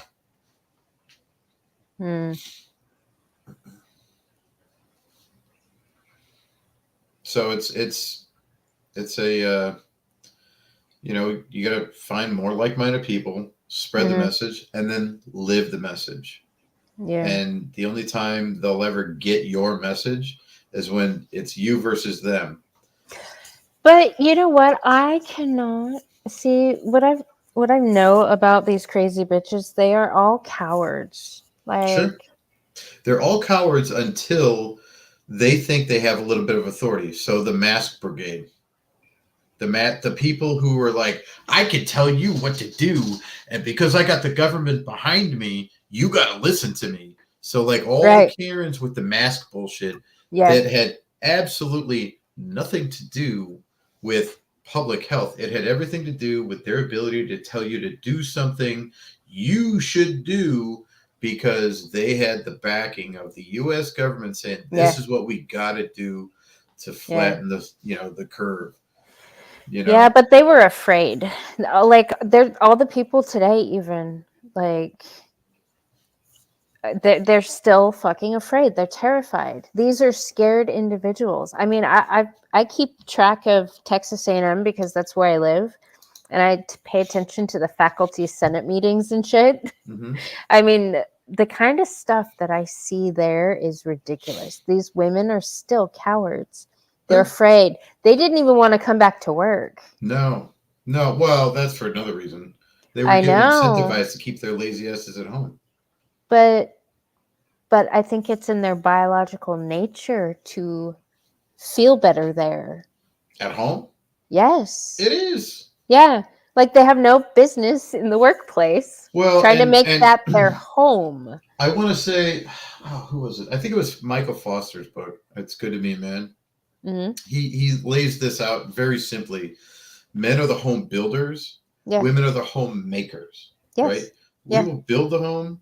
Yeah. And you guys make it the home that it needs to be. The sanctuary, the retreat, the place to recharge, the place of love. Right. Like, I'm a big, firm believer in love and all of that, and so now I have a question for you. Right? At any point, have you ever, through this conversation, have you ever sensed a hate for women? No. Okay. No, right. Men don't hate women. No. I'm just saying, like there, at no point have I like gotten up here and just literally said, I hate all women. I think, all women. and my point is, you hear that a lot. No, people love to throw around the term misogyny. They love to throw around, that's misogynistic. Feminists do that. Crazy bitches. Yeah. Not just them, but yeah, they're the most. But the corporate guys backs, the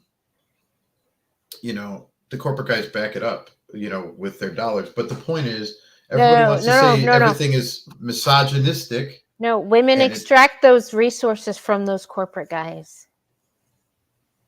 They're succubus. They're succubi. They extract the resources from the men.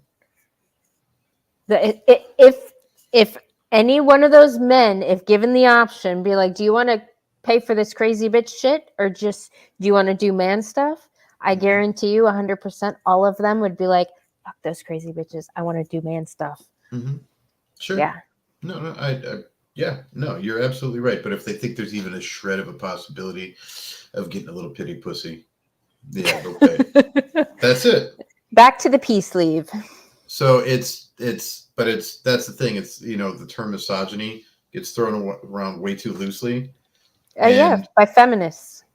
And it's one of those things that we can, that we can begin to change, by bringing that. Anytime here's a real world action item, right? Anybody says that's misogynistic, right? It's your cue to say, well, misogyny is the hate of women. That didn't sound like women hate. That sounded like you need to be accountable for what you did. That's an adult.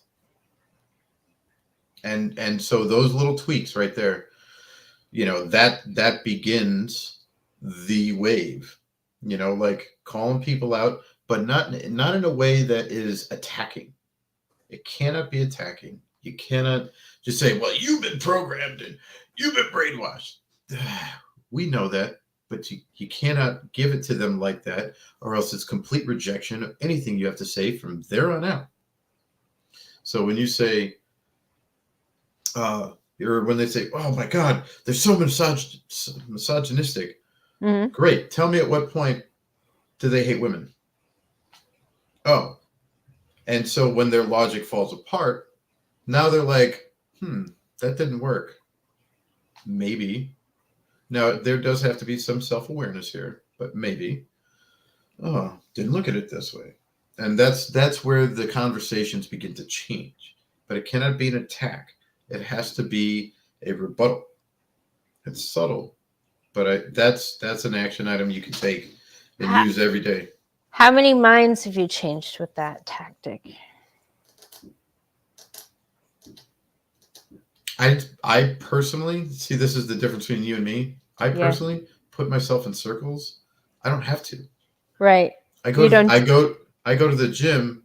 And I'm surrounded by people who are like-minded. I go to work and I'm surrounded by people who are like-minded. Yeah. So it's I don't have to like fight that fight all the time. Yeah. And this is where like people like yourself who are gearing up for this. Yeah. This is what needs to happen, know. But as far as like fighting that fight, I've had these conversations with people. But like, do I have a definitive, checklist of, check, their minds have been changed? No, I don't. But it's, just like when somebody paints a painting, you don't know how many people are going to be inspired by that. Could be none. True. Probably more inspiration would come from those who witnessed the conversation. Maybe. Yeah. Yeah, because these are all crazy bitches, and they're making emotional arguments, and you can't rebut those with anything logical. No, you can't. But at least you can you can at least influence people enough for them to start thinking another way. Yeah. And it doesn't take very many. What was the number that they said? 3%? Yeah, 3% of the population to like start the revolution back in 1776. Okay.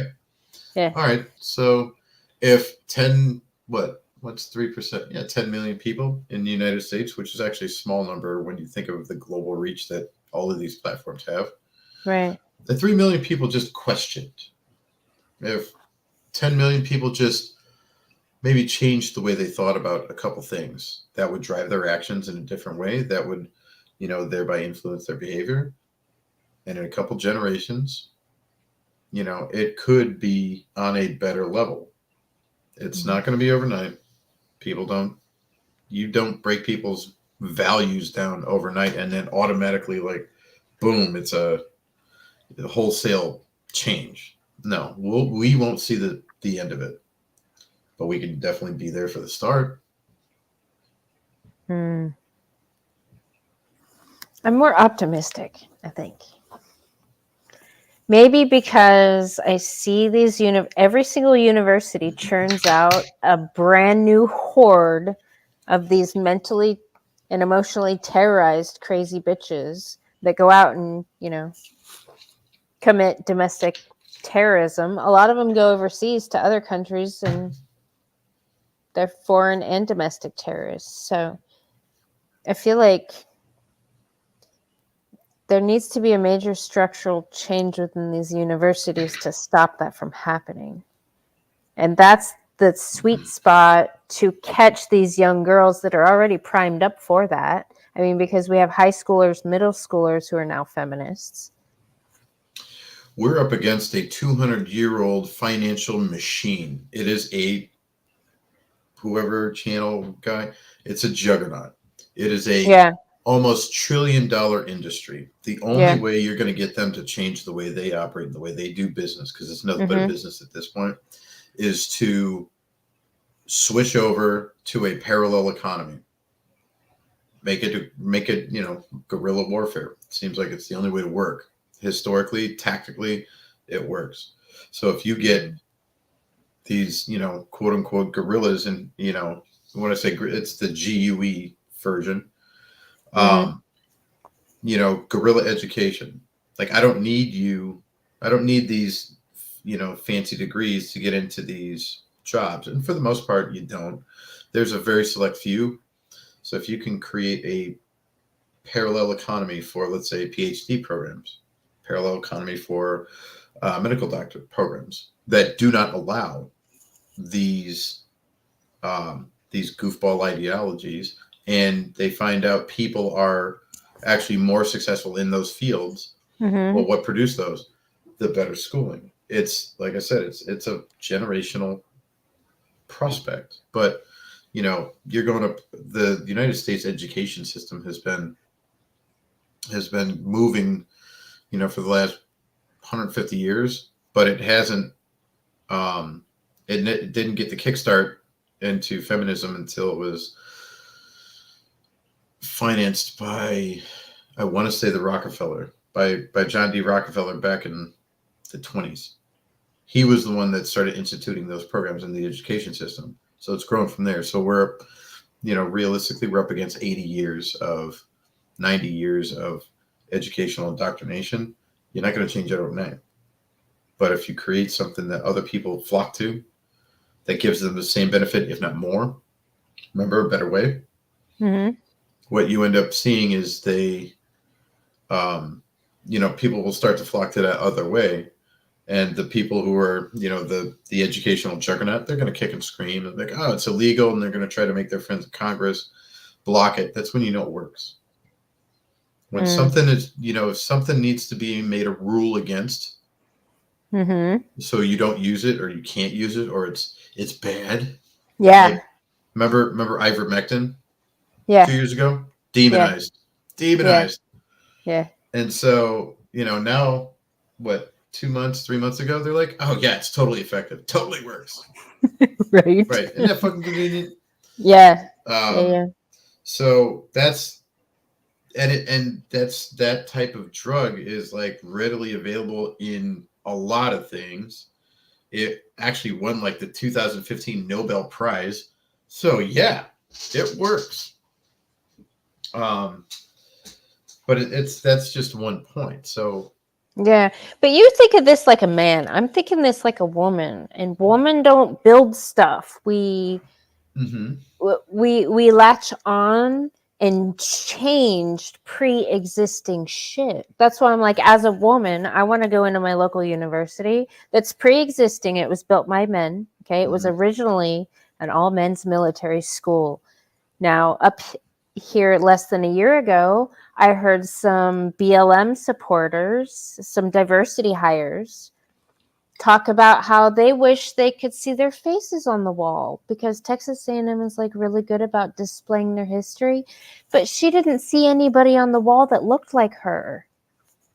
Yeah. So I want to go in and change, because I'm a woman, that's what women do. Change the existing structure and get the fucking women out of there that are doing this bullshit. Wow. That's my goal. Okay. So at that point, the question begets, or it begets a question. Okay, well, the people that look like you, what have they done to earn a spot on that wall? Well, they weren't part of the history because it was an all men's military school. Oh, right. Well, there you go. Like, you can't change history, and the people who think they can are just fools. Well, So, she's a little narcissistic, wants to see her fucking face on the wall. And she calls that progress. that's not progress. I know. No, I know, but you're all you're doing is giving in to the crazy. Yeah. I don't do that. Yeah.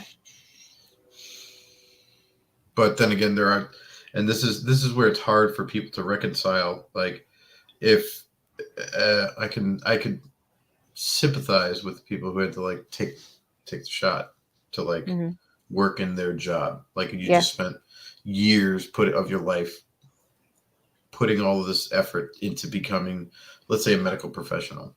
Yeah. And now all of a sudden somebody who's not a doctor says, oh, you need to put this in your body so you can continue to work. Right. Well, or else you've just wasted 10, 15, 20 years of your life. Yep. That's kind of what it equates to. So those people should be prosecuted. Those people, who made those decisions, those are the ones who made the decisions without full data aware. And it's starting to come out. You're starting to see like the stitches coming apart, of all their lies and stuff. But yeah, but because we live in such a crazy news cycle, it's not even going to be a blip on the radar until it's like, oh, hey, by the way, perfect example. New York State, all those unjabbed workers that they fired. Yeah. Getting reinstated. Yeah. With back pay. Yeah. You don't think that's going to like set a precedent that's going to happen? It's going to cascade across the United States. Right. I'm here for it. Yeah. I am all here for it. So that's the thing. Keeping at it. Keeping going. So for you, you want to change universities because that's what churns out the crazy. Yep. Cool. Yeah. Find somebody who's willing to let you into that university to begin that sort of debugging, but under the guise of, not even under the guise. It's like, hey, I'm here to teach you how to, like, I don't know, get better men or, do better hair. Literally. Say you'll do it for free.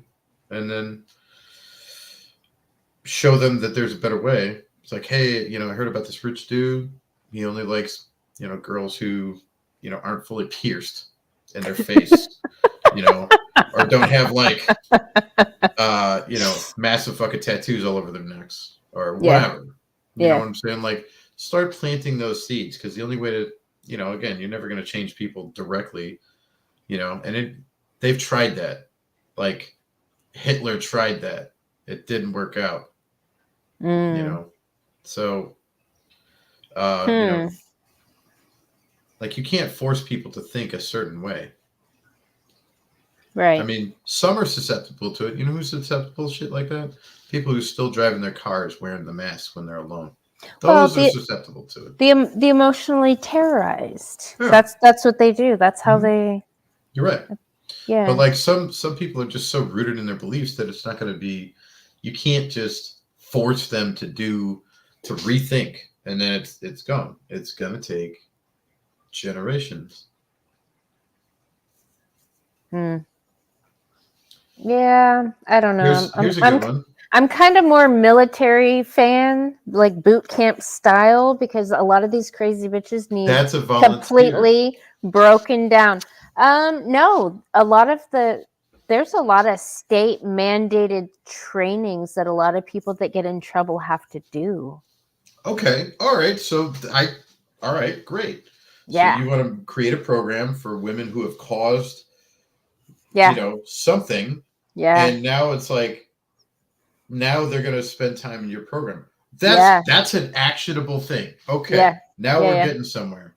Yeah. Now that's like, hey, you know, get a and you're probably in one of the better states for it. Yeah. Like, hey, if these girls, they're showing these signs of X, they got to be put into this program. You need to Yeah. get legislation passed. You need to get Yeah. in touch with your local Congress Yeah. people. Yeah. So there you go. That's an actionable path. You can Yeah. do that. Yeah. I like that. That's got steps that can be taken. It's no longer nebulous. It's more in the ground. Like I could see that. I could do it. There you go. Also, I want to appropriate CPS and start going after these moms that are transitioning their children. While you're in the Congress, Yeah. while you're, talking to these people who make the laws, say, Mhm. hey, this is, we're hurting these kids more than we're helping them, by every stretch of the imagination, morally, financially. They're Mhm. going to kill themselves, Yeah. because they're going to realize, but you have to bring facts. You have to bring evidence to this. But it's like, hey, look at all the, 70% suicide rate. Great. Why? Like, look at the data. And I know it's a very man thing, but those people are the ones making the decisions that will let you into those courts, that will let you into that program, that will help you to get those emotions properly reorganized into structural thought. And Yeah. you can build what you want to build at that point. Appropriate what I want to appropriate. Sure. You can label it whatever you want. You're still going to need somebody else's help. I know. So, yeah. Yeah. That's Call a it good help, idea. Yeah, I mean, I want to talk to Jeff about. I ran some ideas by him, and we were going to have a conversation at a later date about this kind of stuff. He was telling me about some Republican women's groups that he is a part of. Okay. That would get behind that. Yeah. Yeah. Absolutely. And guess what? The Republican women, most of the time, have husbands, and some of those are in high positions of power, and a couple of them can get you in that door to say, yep, you know what? You're going to go through this boot camp boot camp program in order to, serve out your sentence of, misandry. Not even misandry. Well, now we're bordering on free speech. I'm saying if you get caught doing some crazy shit, so like, now you're part of this program because you failed the psychological profile or whatever. Yeah.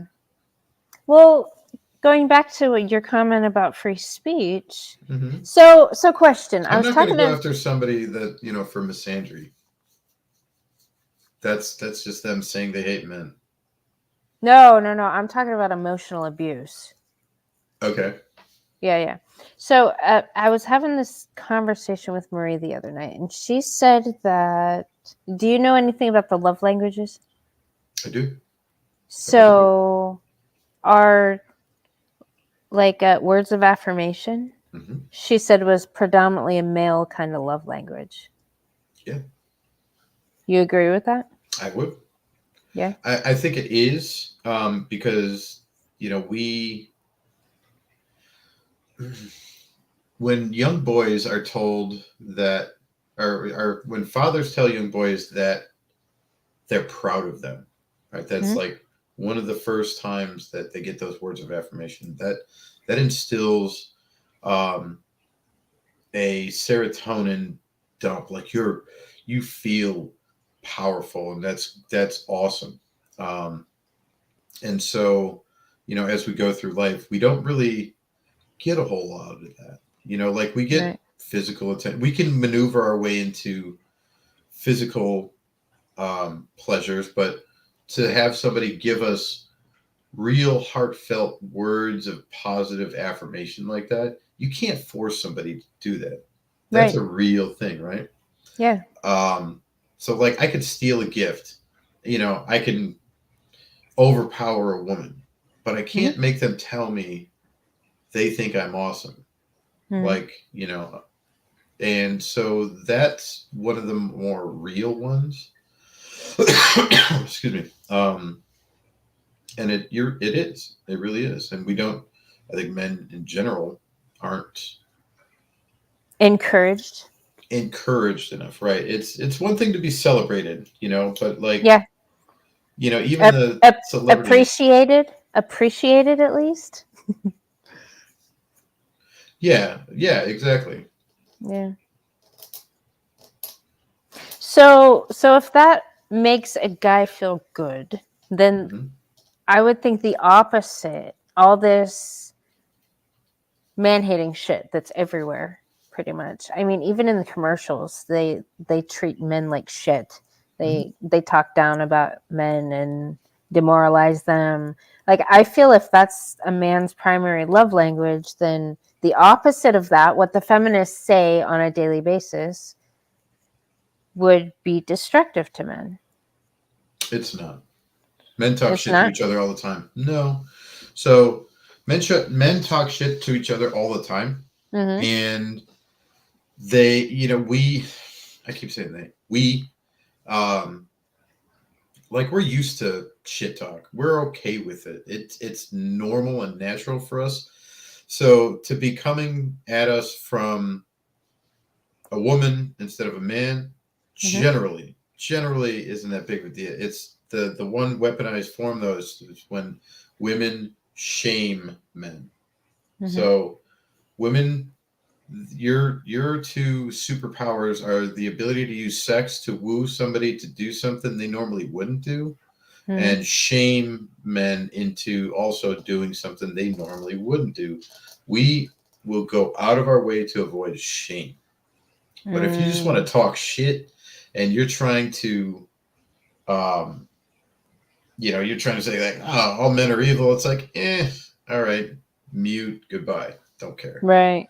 But if they have something on you, like, um, like I can't believe you would let this, um, like let's say talking to one of our civic leaders, like I can't believe you wouldn't pass this law that would ensure that all of our little girls are safe on the streets. That's weaponized shame. Like they're they're trying to bend you to their will by using your emotional reaction to the shame and the avoidance thereof. Mm-hmm. So yes, but as far as like just talking shit, you're like, oh, all men are trash. All right, whatever. Just Mm-hmm. things like that. So yeah, to go back to your point of words of affirmation, we we don't get enough of it. Thank you, Marie. And we also don't care if you really try to, you know, if you try to drag us down and say, we're something we're not. Because if we know we're not, we don't care. Like you can say whatever you want. It's not gonna make me. It's not gonna force a response out of me. So no to that, to answer it from my perspective, no. It's not. Mm-hmm. Do you think there's certain states people would have to be in, like fearful states, for that to actually work better? Like, say Um, somebody's holding your job hostage, or mhm. maybe you messed up and your future's on the line, or uh, no. Even still, like the like if there are certain skeletons in the closet you want to keep hidden, Mm-hmm. sure, that's a motive. Blackmail, very powerful motivator, but for the Right. most part, the root cause of how the blackmail gains power is because of shame. So, like in a case of like a cheating husband and wife, somebody gets caught. It's like, well, I'm going to tell all your family, um, that you're this piece of shit person, that you're this whore, unless you do X, right? Right. That's so they're being played off of the shame of the act because they knew they weren't supposed to do it. Now it's been brought to light. So now you're Right. going to do what I tell you to do. However, in order to fight that, just own whatever you did. In order Right. to get the shame away from it. Just say, yeah, you know what? I did it. Now you can't use it against me. Hmm. I'll focus on the sex and shame thing being the two main ones. Okay. I mean, it's um, a mentor of mine. He actually speaks a lot about shame and it being sort of God's weaponized gift. Yes, sex is in there too, but as far as like if you had to pick one or the other, Mm-hmm. Men, we were given strength, right? We are by and large stronger than women. Mm-hmm. So that's our weapon. But when it comes to women, what is your weapon? I'm not talking about seduction. I'm talking about cutting. I'm talking about battle. What's your weapon? Shame. Hmm. Like you don't use sex to win a war. You use sex to start a war, but you don't use it to Right. win a war. Right. In somebody's head. And Right. so your weapon as it stands is shame. And I see that from his perspective. So you seeing that for what it is, you could start to pick apart people's conversations. Are you just saying this thing to um, get a reaction, or are you trying to shame me into doing something other than what I'm doing already? Yeah. Are you trying to shame me into saying something, or shame me into um, doing what you want me to do? So, Right. yeah. So would, because I struggle with this personally because I speak very directly Mm-hmm. and I That's part of the reason why I respect you. well, but me saying stuff directly and speaking the truth, I think causes shame in some people. Okay, that may be true. I guess what's your question out of that? Because I've been seen as an enemy to some dudes Of because course. what I speak is the Mhm. truth Okay. and they feel shame because of it. True. Yes. Okay. So let me see if I can elaborate this. Yeah. So, are you saying that because you as a woman are speaking some reality type of truths that Yeah. generally some men feel that they can't live up to, that you're confirming that words can't, or that I guess words that not unaffirming words can have the opposite effect. Mhm. Yeah, I guess if we want to twist it through that keyhole, you can. I guess more if it's very subjective. Right. I think it's very subjective. And Subjective. so if they're the type of guy who is, getting those quick dopamine hits, and they know, like we all know if we're a good person or not, Right. even if it's subconsciously deep down, we know, like, you know, I don't steal, I pay for everything. I don't, I go out of my way to help my friends. I don't go out of my way to take my anger out on the people I don't like, Right. but I'll go out of my way to help my friends. I make strides to try and learn as many things as I can. So it's I know that by and large, like, yeah, I'm a good person. So, like, am I still working on it? 100%. That's the exact reason for the name. I'm Right. I'm rebuilding my life. I will continue to do so Yeah. until the day I die. But in that particular instance, sure, that little bit of shame could be used against them, but that person has to have something to be shameful of. And you know it, Right. you'll feel it.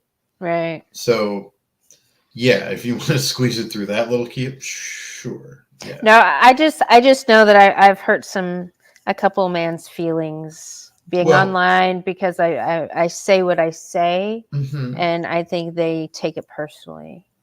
Well, that's because they're projecting their insecurities onto you because Right. they haven't done the work to be the men they know they should be. Yeah. Right. I would have to imagine if you ever heard of a physiognomy check? No. What Okay. is that? It's basically look at the person who's like, who's chirping all that nonsense at you. Mm-hmm. All right. Are they taking care of what they need to take care of as a man? Number one, their body. Number two, their money. Number three, their the relationships. And if they check all those boxes, okay, maybe they have a valid something to say. But if they're, by and large overweight, obese, they clearly don't care about their own bodies. Mm-hmm. And then, if they're broke, they're not willing to put in the work to even, uptick their bank account. So Right. they're not willing to put in a whole lot of work into anything. And so at that point, their opinions don't matter. So you can see, but like the physical one is a pretty good indicator. If you're some slack jawed fat ass with 3 chins, your Right. opinion isn't really, isn't going to hold a lot of weight. Yeah. Yeah. Well, I've been in certain spaces and these guys are like, I don't know. I've kind of put them in the PUA category, but they're like respect my patriarchy type of dudes. And they're like trying to give me advice and tell me what to do when I'm kind of going after some of these crazy bitches because they're trying to protect them. And I'm like, dude, I don't take any advice from you. I don't, like, get out of my way. You're in my way. Like, what are you doing? And these guys are wanting to bestow guidance upon me. And I'm like, I would never, because I'm pretty sure they don't hit any of those markers. No. Like, they're never somebody I would ask a question to looking for an honest answer. Right. If they're like the PUA type of people, it's their whole MO is all deception and sleight of hand. So they're not probably not the most trustworthy people to begin with. They're not at all. They're not. Well, I appreciate you. Shit, we're at 3 hours 20 minutes. I do like a good conversation. Yeah, that conversation, man. Oh, by the way, Jared the jeweler, he said he's going to come on the channel. He was the gentleman with the beard that brought his family there to Disney. Oh, that's awesome. I do remember. Yeah. Very cool. Yeah, he really, really enjoyed himself. I could tell he didn't often get to just sit around just random dudes and have open conversation. I think that's a highlight of that type of atmosphere. Not to say everybody's gonna like pour their heartache out, but it's like, hey man, we're all dudes around here, probably here for some of the same reasons. Yeah. Let's kind of, pick apart, what's going on, and it's all kind of. I don't have a channel. I'm sorry. Like I said, I'm a regular guy who works a regular job. I just happen to, support my friends. I'm sorry. If you want to support, like if Arthur, go to Arthur and go to Jeff Younger. Those two need all of the support in the planet. Does Jeff have? Jeff doesn't have a YouTube channel, right?